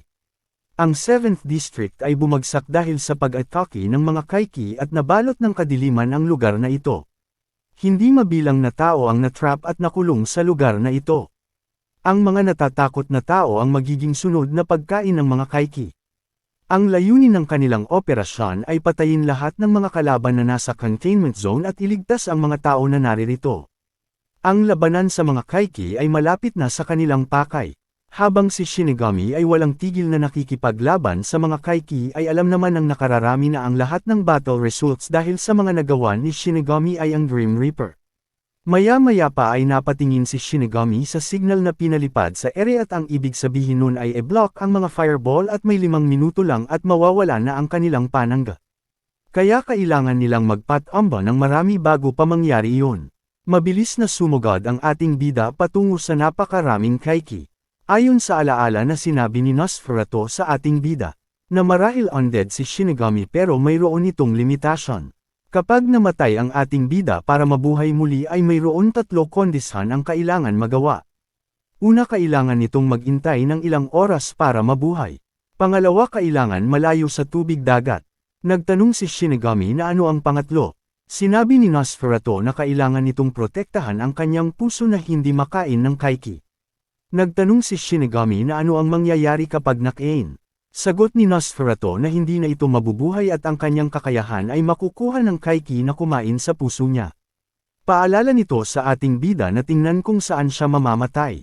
Habang sumusugod sa mga kalaban na isip ni Shinigami na kapag namatay pa siya sa lugar na ito ay sigurado kakainin siya ng mga Kaiki at hindi na siya mabubuhay pang muli. Hinawakan niya ng mahigpit ang kanyang sandata at inatake ng napakalakas ang isang Kaiki. Matapos nun napalibutan na ang ating bida ng mga Kaiki ngunit walang nagtangkang sumugod dahil nanginginig na sa takot ang mga ito. Dahil sa nakakatakot na aura ng ating bida, Ilang sandali lang may nagpalipad ng dilaw na signal na ang ibig sabihin ay 3 minuto na lang ang natitira sa kanila. Nagpalat ng magazine si Shinigami at bago pa bumagsak sa lupa ang magazine at agad siyang sumugod. At galit na sinigawan ng mga Kaiki na kapag hindi sumugod ang mga ito ay siya ang lalapit sa kanila. Nagsipag-anggilan ng Kaiki at hinarap ang ating bida. Tumalon ng mataas si Shinigami habang nasa ere ay narinig na naman niya ang kakaibang tunog. Pagbagsak pinatay niya agad ang dalawang Kaiki. Maya-maya pa ay naghanda na ang mga Kaiki ng kanilang fireball. Sinabihan ng ating bida ang kanyang mga kasama na magsi-atras ang mga ito. Ibinato na ng mga Kaiki ang kanilang fireball sa ating bida. At nagkaroon ng pagsabog sa unahan ng ating bida para pigilan siya sa pagsugod. Naisip ng ating bida na kung ang tunog ang signal na nag-uutos sa mga Kaiki para pigilan siyang makalapit. Nagtanong si Nosferatu kung ayos lang ito. Ayon pa dito na napakaraming nakakainis na tunog na maririnig sa paligid. Nagtanong si Shinigami kay Nosferatu na kung ang mga sounds na kanilang naririnig ay ang communication ng mga Kaiki at kung ganun ay sabihin sa kanya ng mas maagap. Sinabihan ni Nosferatu ang ating bida ng tanga dahil hindi niya matutulungan ang ating bida kapag wala sa labanan ang gluttonous demon. Mungkahi pa ni Nosferatu na paparating na ang mga fireball ng kalaban at ano ang gagawin nito. Hindi naman sumagot ang ating bida at hinarap ang mga fireball na tatama sa kanya kaya tumakbo pasulong si Shinigami. At winasak ang mga fireball na tatama sa kanya gamit ang kanyang rifle. Nang makalapit ay agad niyang binanatan sa ulo ang isang Kaiki gamit ang kanyang sandata. Sa gitna ng matinding labanan ay makikitang may isang taong tumatakas sa labanan patungo sa butas para magtago. Matapos makapunta sa butas ay ito pala ay si Kuzo na naduwag na naman sa pakikipaglaban. Biglang nagkaroon ng pagsabog malapit sa kanya kaya madali siyang nagtago at nagtakip ng kanyang tainga. Matapos sumilip sa pagsabog nasabi na lang niya sa kanyang sarili na bakit siya nasa ganitong sitwasyon na kailangan niyang lumaban sa frontline. Nakapikit na lang siya at sinabing magtatago na lang muna sita at iintayin kung ano ang kahahantungan ng labanan. Maya-maya pa ay may nagsalita kay Kuzo at tinanong kung nagpapahinga din ito. Napalingon siya sa lugar ng nagsalita. Pagtingin niya may nakita siyang dalawang duwag na sundalo kagaya niya na nagtatago sa butas habang nasa gitna ng labanan. Nagsalita ang isang duwag na sundalo na imposible na matapos ang lahat. At ano ang magiging silbi ng pakikipaglaban nila at humarap sa mga Kaiki? Sabi pa ng isang duwag na sundalo na bakit hindi na lang nila hayaan na umatake ang mga tangking pandigma. Kaya magtago na lang sila. Habang nakatingin si Kuzo sa dalawang duwag na kagaya niya ay naisip niya na mga tanga ang mga ito. Dahil kung mala ang mga sundalo at boundary break ang armament ay ang mga tangki ang aatakihin ng mga Kaiki. Biglang sumigaw ang leader na umatake at huwag hihinto. Narinig naman ng isang duwag na sundalo ang sigaw na iyon. Imbis na tumulong ay tumawa pa ito at sinabi hindi siya tatayo para tumulong. Mungkahi pa ng isang duwag na ang nagplano ng pag-atakeng ito ay isang tanga. Ngumiti ang isang duwag na sundalo at sinabi kay Kuzo na magkakatulad lang sila na nagpapahinga sa maganda pwesto na ito. Nagsalita si Kuzo at sinabi, dalawa na hindi niya alam kung saan nagmula ang dalawang duwag na ito. Nagalit si Kuzo at sinabi sa duwag na wag siyang i-compare sa mga ito. Nagalit ang isang duwag na sundalo at nagtanong kung ano ang sinabi ni Kuzo. Matapang na sinabi ni Kuzo na nagtatago siya rito para mag-obserba sa mga nangyayari. Dagdag pa na sa pamamagitan ng kanyang kakayahan ay magagawa niyang makaligtas sa labanang ito. Nakatinginan ang dalawang duwag na sundalo sabay humagalpak ng tawa. Utos ng isang sundalong tumatawa na ipakita sa kanila ang sinasabing kakayahan ni Kuzo. Nagalit si Kuzo at sinabing nag-obserbo lang siya. Nagseryoso ang duwag na sundalo at pinaliwanag kay Kuzo na ang taong iyon lamang ang may kakayahan na makaligtas sa labanang ito sabay turo sa ating bida. Habang nakatingin sa ating bida ay sinabi pa nito na ganoong klase ng tao ang kanyang sinasabi. Salaysay ng duwag na sundalo na mula nang magsimula ang labanan si Shinigami ang tumayo sa harapan at nanatiling malakas at ganon ang sinyalas ng hindi nagpapakita ng pagod. Habang ang ating bida ay walang tigil na nakikipaglaban sa mga Kaiki. Sinabi ng sundalo na mamatay sila kaya wala silang magagawa kundi magtago. Habang nakikipaglaban si Shinigami ay hindi naman nagustuhan ni Nosferatu ang mga galaw ng ating bida. Kaya wala na siyang nagawa at sinabi ni Nosferatu sa ating na walang punto ang mga galaw nito mungkahi pa sa ating bida na wala itong pakiramdam. Napatanong si Shinigami kung anong sinasabi nito. Inutos ni Nosferatu na huwag dumipindi sa paningin kundi gamitin ang pandama para maramdaman ang aura. Napaisip si Shinigami pero agad siyang pumikit at huminga ng maluwag. Pinakiramdaman niya ng maayos ang mga nasa paligid niya at matagumpay na naramdaman ang lokasyon ng mga kaiki. Matapos nun agad niyang binaril ang kaiki na nasa katabi niya kaya agad na namatay ang dalawang kaiki. Nagtaka si Shinigami dahil malinaw niyang nakikita at nararamdaman ang mga paggalaw ng mga kaiki. Ngumiti si Nosferatu at sinabing mas patalasin pa nito ang kanyang pandama para mas maramdaman ang aura ng kalaban. Napaisip si Shinigami na kung bakit siya laging binibigyan ng advice ni Nosferatu. Nasabi ni Shinigami na nakakatuwa ito. Ngumiti si Nosferatu at sinabing wag na itong magsalita ng kung ano-ano. Sabay tanong kung gusto ba ng ating bida o hindi ang naitulong niya. Muling ginamit ni Shinigami ang kanyang pandama at naramdaman ang mga kaiki na malapit na siyang masakmal. Agad siyang umaksyon at pinagpapatay ng walang kahirap-hirap ang mga kaiki. Naisip ni Shinigami na dahil nararamdaman na niya ng maayos ang mga ito ay kaya na niyang magpabagsak ng dalawang kalaban sa isang galaw lang at naisip muli na mas madami pa dun ang kaya niyang talunin. Sinabihan ni Nosferatu ang ating bida na kung sa pagtakbo lang may silbi ang mga binti nito kaya inutusan ni Nosferatu ang ating bida na gamitin rin ang mga binti sa pag-atake. Agad namang nakinig ang ating bida kaya matapos niyang atakihin sa ulo ang isang kaiki gamit ang sandata ay agad naman niyang binanatan ng sipa sa mukha ang isang pasugod na kaiki at mabilis na bali ang leeg ng kaiki. Napagtanto ng ating bida na ang teknik na iyon ay parang sa kaiki. Kinagat ni Shinigami ang kanyang rifle at mabilis na pinatay ang mga kaiki sa kanyang harapan. Tumilapon ang mga ito sa ere dahil sa galaw na iyon. Ngumiti si Shinigami sa kanyang ginawa habang si Nosferatu ay masayang sinabi sa ating bida na nagawa nito. Manghang-mangha sa galawan ng ating bida si Kuzo habang nakasilip sa kanyang pinagtitiguan. Napasabi na lang sa kanyang isip na halimaw si Shinigami.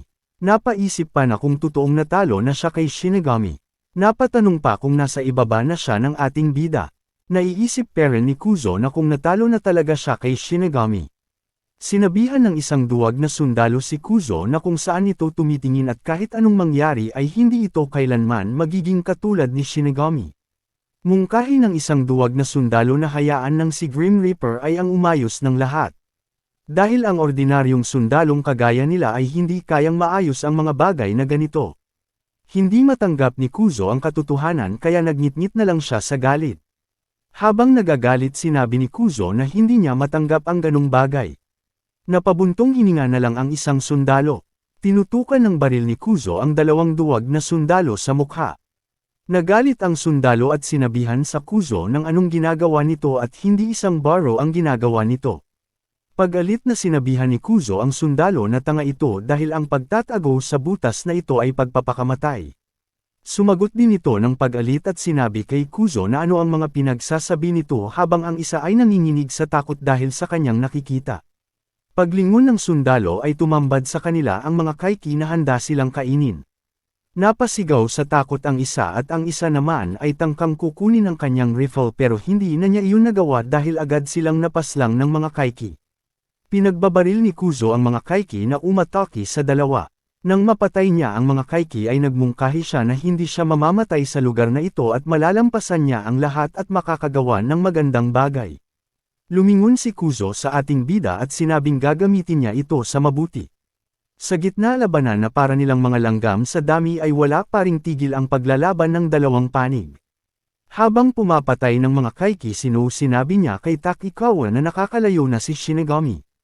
Sumagot naman si Takikawa na bilasan nila para makaabot. Sumigaw ang leader sa kanyang mga kasama na bilasan ng mga ito para abutan si Shinigami at protektahan dahil ang ating bida ang susi sa kanilang tagumpay. Agad namang nagsipag bilasan ang mga sundalo patungo sa ating bida. Sa isang banda si Shinigami ay patuloy pa ring nakikipaglaban sa mga kaiki ng walang tigil. Nag-alala si Nosferatu at naisip na ang sitwasyon ng ating bida ay magiging masama pa sa kanyang naiisip. Nina si Shinigami dahil naubusan na naman siya ng bala. Kaya binitawan na niya iyon at ang sandata na lang sa close combat ang kanyang ginamit. Agad nagsisugod ang mga Kaiki sa ating bida kaya binanatan niya agad ng isang hampas sa ulo ang isa habang iniiwasan ang atake ng ibang Kaiki. Nang malapit nang tumama ang atake ng isang Kaiki sa kanyang likod ay nasangga naman niya ito gamit ang kanyang sandata. Pero tumilapon si Shinigami sa ere nang dahil sa ataking iyon. Sumigaw ng malakas ang ating bida at pagbagsak inaki niya ng malakas sa ulo ang isang Kaiki. Pero hindi niya naiwasan ang atake ng dalawang halimaw sa kanya tabi at tuluyan siyang nakalmo. Nasugatan si Shinigami sa kanyang braso at tagiliran. Muli na naman siyang inatake ng mga Kaiki. Hindi pumayag ang ating bida sabay inatake ang mga papasugod na kalaban ng napakalakas kaya tumilapon ang mga ito. Ininda na ng ating bida ang kanyang pinsala dahil nauubusan na siya ng dugo at nanlalabo na rin ang kanyang paningin. Kinabahan si Nosferatu dahil kapag namatay si Shinigami sa lugar na ito ay kakainin ng ating bida ng mga Kaiki at makukuha ang kanyang kapangyarihan. Kaya wala nang ibang pamimilian pa si Nosferatu. Binato ng mga fireball ang ating bida ng mga Kaiki. Agad naman nakailag si Shinigami. May isang Kaiki na aatake sa kanyang likuran na pansin naman agad ni Shinigami kaya nabigyan niya ng isang sipa. Pero hindi niya napansin ang ibang atake dahil sa pinsalang kanyang natamo kaya tinamaan siya ng atake ng dalawang Kaiki sa kanyang likod kaya tumilapon palayo ang ating bida. Pagbagsak ni Shinigami ay agad siyang sinugod ng isang caterbang Kaiki para pagpistahan. Maya-maya pa ay nagsalita si Nosferatu at tinawag ang ating bida ng tanga. Sa isang iglap lang nagkaputol-putol ang mga katawan ng mga Kaiki na aatake kay Shinigami. Nagulat si Shinigami pagtingin niya sa kanyang likod ay patay ang mga Kaiki. Nagpilit bumangon si Shinigami habang tumutulo ang dugo. Nagsalita si Nosferatu na napakaswerte peren ng ating bida. Lumitaw si Nosferatu sa dugo ni Shinigami at kinontrol ang dugo niya. Mungkahi ni Nosferatu na tutulogan niya si Shinigami pero sa lugar lang kung saan hindi sila makikita ng mga tao. Nagtanong si Shinigami na kung ito ang kakayahan ni Nosferatu. Kumpiyansang sumagot si Nosferatu na ang kontrolin ng dugo ang kapangyarihan ng isang haring gaya niya. Ngumiti lang si Shinigami dahil sa ugali ni Nosferatu. Nagtanong si Shinigami kung bakit hindi ginamit ni Nosferatu ang kapangyarihan niyon noon pa. Sumagot si Nosferatu na dahil hindi niya gustong tulungan dati ang hanggal na gaya nito. Ginamit ni Nosferatu ang dugo ni Shinigami para gawing matalim na sandata at naghanda para tulungan sa laban ang ating bida. Tumayo ng tuwid si Shinigami at naghandang lumaban habang si Nosferatu ay kinukontrol ang dugo ng ating bida at ginawang matalim na kalawit. Agad sumugod ng napakabilis ang ating bida at sa pagkakataong ito ay dalawa na silang magkasamang lumalaban sa mga Kaiki. Bawat Kaiki na hamarang ay namamatay ng mabilis. Habang nagaganap ang matinding labanan sa lupa ay sa himpapawid naman ay may isang dambuhalang Kaiki na lumilipad at nagmamasidlang sa nangyayari sa ibaba. Sa Western Europe 7th District sa itaas ng Humans Containment Zone ay makikitang isang bagay na nakalutang na parang isang malaking donut na sa ibaba ay may eroplanong konektado dito. Ang bagay na ito ay may taas na 9,000 metro mula sa Humans Containment Zone, 15 minuto bago magsimula ang operation nila Shinigami. Ay ang disk-type Kaiki na mukhang donuts ay nakasagap ng information mula sa mga kalahi nito sa satellite orbit. Sa isang banda sa layong 1,000 metro sa kaparihong taas. Ang disk-type Kaiki na mukhang donut ay nagbigay ng utos sa isang exotic bird-type boundary spirit na Kaiki. Kaya ang napakalaking lumilipad na Kaiki na maraming kamay ay naghanda ng pag-atake mula sa taas. Matapos maghanda ay agad nitong pinakawalan ang kanyang mga pag-atake na bomba.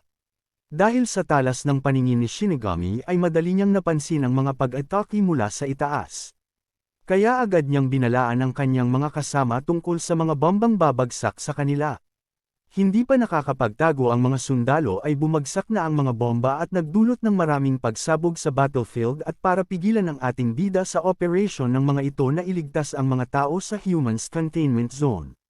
Nang dahil sa pagsabog ay tumilapon si Shinigami at tuluyang humandusay sa lupa. Kahit nahihirapan ang ating bida ay pinilit peren niyang bumangon para tingnan kung anong klaseng Kaiki ang nagdulot ng ganong kalakas ng pagsabog. Pagtingin niya sa kalangitan nakita ng ating bida ang isang uri ng napakalaking lumilipad na Kaiki na may madaming braso. Napaisip si Shinigami na kung ang Kaiki na iyon ang gluttonous demon. Paliwanag ni Nosferatu na isa iyong bomber type na Kaiki. Nagtanong si Shinigami kung paano nila mapapatay ang halimaw na iyon. Mungkahi ni Nosferatu na wag nang alalahanin ang bomber dahil hindi na ulit makakapaglabas ng bomba iyon. At ang dapat asikasuhin ng ating bida ay ang mga dambuhalang kaiki na nagsipaglabasan mula sa butas. Napangitngit na lang ang ating bida dahil sa dami ng bilang ng mga dambuhalang kaiki na lumabas. Nagtanong si Nosferatu na kung nag-aalala ang ating bida sa kanyang mga taunang kasama o plano nitong gawing paen ang mga ito. Pinatahimik ni Shinigami ang matabil na si Nosferatu at nagmungkahi tulungan na lang siya nitong makipaglaban. Habang nakatago si Nosferatu sa dugo ng ating bida ay napansin nito ang duwag na si Kuzo sa likudan ng ating bida. Naalala ni Nosferatu na si Kuzo ang duwag na laging tumatakas noon. Ayon kay Nosferatu na magiging hindi maganda ang mangyayari kung sakaling gagamitin niya ang kanyang kapangyarihan at ilalabas ang matatalim na kalawit. Dahil mapapansin agad iyon ng duwag na si Kuzo. Tinawag ni Kuzo ang ating bida kaya napalingon ito. Natuwa si Shinigami nang makitang nasa maayos na kalagayan ang duwag na si Kuzo. Nagpaputok ng rifle si Kuzo sa direksyon ng ating bida kaya bumolagta ang isang kaiki sa tabi ni Shinigami. Nagyabang si Kuzo na siya paring ang the one. Ngumiti lang naman ang ating bida at sinabing tama lang ang dating nito para iligtas siya. Sumimangot na naman si Nosferatu habang iniisip na tanga talaga ang ating bida dahil hindi man lang nito napansin ang ginawang pagtulak nito kay Asuka. Muling humarap ang ating bida sa mga kalaban at sumugod sa mga ito habang sinabihan si Kuzo na lumaban ng magkasama. Ngumiti na naman ang pademonyo si Kuzo na halatang may binabalak na naman na masama. Naisip ni Kuzo na makikinabang siya sa pakikipag-camp sa ating bida dahil hindi na niya iisipin pa ang mga kalaban. At magtatago na lang siya sa likod nito para makakuha ng mga kredito. Ngumiti si Kuzo at nagpaputok ng rifle habang iniisip na hahayaan lang niya na makipaglaban si Shinigami at mananatili lang siya sa kanyang pwesto dahil parating na ang kanilang mga kasama at makikita na nakikipaglaban siya katabi ni Shinigami. Nang mapansin ni Kuzo na paparating na ang kanilang mga kasama ay muli nitong pinagbabaril ang mga kaiki. Habang iniisip na isa siyang elite gaya ng kanyang ama na isang magiting na sundalo. Kahit kailanman ay hindi siya matatalo ng kahit na sino dahil siya ang top 1 sa training camp. Sabay sumigaw na siya ang manggenguna. Sa isang iglap bigla na lang natulala si Kuzo nang mabilis na inagaw ni Shinigami ang kanyang rifle at mabilis na inatake ang kaiki sa likod ni Kuzo. Matapos ng pangyayari ay gulat na gulat si Kuzo sa mabilis na aksyon si Shinigami. Habang binabaril ni Shinigami ang mga kaiki ay ang duwag na si Kuzo naman ay nag-iisip na kung anong meron sa ating bida. Dahil kaya nitong gamitin ang rifle sa isang kamay ng ganun kasali. At sa isang kamay naman ay may hawak na spike claw. Napatanong pa sa kanyang isip na kung itinulak ni Shinigami ang gear sa sukdulan nito. Nagtaka pa ito dahil bumabaril si Shinigami kung saan saang direksyon kaya naisip nito na kung may mata si Shinigami sa likod nito. Hindi alam ni Kuzo na gumagamit ng aura si Shinigami para malaman ang direksyon ng kalaban. Ang manghang-manghang si Kuzo ay napatanong na lang ulit sa kanyang isip na kung mas masahol pa siya sa talunan na si Shinigami. Makikitang nakangiti si Nosferatu na halatang may binabalak na hindi maganda. Maya-maya pa ay ang nakatalikod na si Kuzo ay itinulak ni Nosferatu gamit ang dugo ni Shinigami. Nagulat si Kuzo at napaisip kung sino ang tumulat sa kanya. Nakita niya na malayo naman si Shinigami kaya laking pagtataka kung sino ang gumawa nun. Biglang may lumitaw na kaiki sa harapan ng duwag na si Kuzo kaya napatikip na lang ito ng mukha. Pero agad nakarespo si Shinigami at napatay ang kaiki na aatake kay Kuzo. Hindi makapagsalita si Kuzo sa mabilis na pangyayari. Ngumiti si Shinigami sabay puri kay Kuzo na napakagaling nito na naakit ang kaiki. Ang mapang-asar na Nosferatu ay inulit-ulit na pinaglaruan ng duwag na si Kuzo. Itinutulak sa kalaban, tinatalapad, at ganugulat. Kaya habang abala sa pakikipaglaban si Shinigami sa mga kaiki ay si Kuzo naman ay sumisigaw at nanginginig sa sobrang takot na kanyang nararanasan sa kamay ng hindi niya nakikitang nilalang na gumagawa ng ganun sa kanya. Sa isang banda si Nosferatu ay masayang-masaya sa kanyang ginagawang kalukuhan na itulak sa mga kaiki ang duwag na si Kuzo. Tuwang-tuwa si Nosferatu na gawing paen ang umiiyak na duwag habang nakikipaglaban ang ating bida. Habang abala sa pakikipaglaban si Shinigami sa front at pagtakbo-takbo ni Kuzo dahil sa takot. Ang mga kasama naman ng mga ito ay patuloy sa pagpatay sa mga kaiki sa hulihan. Abala sina Takikawa at Noo sa paligsahan kung sino ang may pinakamadaming napapatay na kaiki gamit ang kani-kanilang mga sandata. Kalmado lang na sinisipat ni Takikawa ang target niyang kaiki sabay kilumabot ang gatilyo. Wasak ang mukha ng kaiki na binaril ni Takikawa at tuluyang humandusay sa lupa. Napatingin ang mga kaiki sa kasama nilang bumulagta. Maya-maya pa ay mukha naman nila ang nawasak. Natakot ang ibang kaiki kaya napataklob na lang sila ng kanilang mga mukha. Habang abala si Takikawa sa pagbaril sa mga halimaw ay may 3 kaiki na lumitaw at akma na siyang lalapain. Tumawa si Noo dahil oras na niya para magpakitang gilas. Gamit ang 2 niyang shotgun ay nagkawasak-wasak ang katawan ng 3 kaiki. Nagyabang si Noo na 55 kaiki na ang kanyang napapatay sabay tanong kung ilan na ang napatay ni Takikawa. Tahimik lang sa pagpabil si Takikawa gamit ang kanyang sniper. Pagkalabit ng gatilyo ni Takikawa ay sabay ng kanyang pagbigka na 100 na ang kanyang napapatay. Nabigla si Noo sapagkat ang napatay niya ay halos kalahati lang ng napatay ni Takikawa. Sinabi ni Noo na hindi iyon patas. Sa lugar ng battlefield makikitang maraming kaiki ang nakahandusay kung saan-saan. Sinabi ni Takikawa kay Noo na halos pinatay ni Shinigami ang karamihan sa mga kaiki at ang natira lang ang kanilang pinapatay. Nagbuntong hininga si Noo at sinabing dapat nagdala rin siya ng sniper rifle pero kinutya siya ni Takikawa na dapat marunong muna itong gumamit ng sniper rifle. Tumawa lang naman si Noo habang sinasabi na kung wala siya sa likod ni Takikawa ay hindi ito makakasipat ng maayos. Sumangayon naman si Takikawa at sinabing si Noo na ang bahala sa likod niya. Nagtanong si Noo kung bakit nakakapagpaputok pa rin si Takikawa ng sniper rifle sa dami nitong bises pinaputok ang sniper. Samantalang ang iba ay nakikilo agad ang barrel ng sniper rifle kahit ilang gamitan lang. Sagot ni Takikawa na kilo na ang barrel ng sniper rifle niya pero depende iyon sa gumagamit. Pang-asar ni Noo kay Takikawa na ang pagpaputok ng kilo ang barrel ay kabaliwan. Buwelta naman nito na si Noo naman ay gumagamit ng shotgun ng isang kamay lang. Kaya wag siya nitong pumahin. Nakatinginan ng dalawa kasabay ng pagsigaw ng squad leader para sundan si Shinigami. Kaya dali-dali silang kumilos patungo sa ating bida. Sa isang banda habang nakikipaglaban ang ating bida si Kuzo naman ay patakbo-takbo lang habang umiiyak sa takot dahil hindi niya maipapaliwag ang kababalaghan nangyayari sa kanya.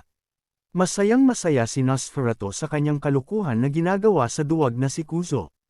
Habang takot na tumatakbo si Kuzo ay hindi naman siya nakakaalis dahil sa ginagawa sa kanya ni Nosferatu. Naisip ng takot na Kuzo na kailangan niyang makaalis dahil pag hindi siya nakalayo ay mamamatay siya.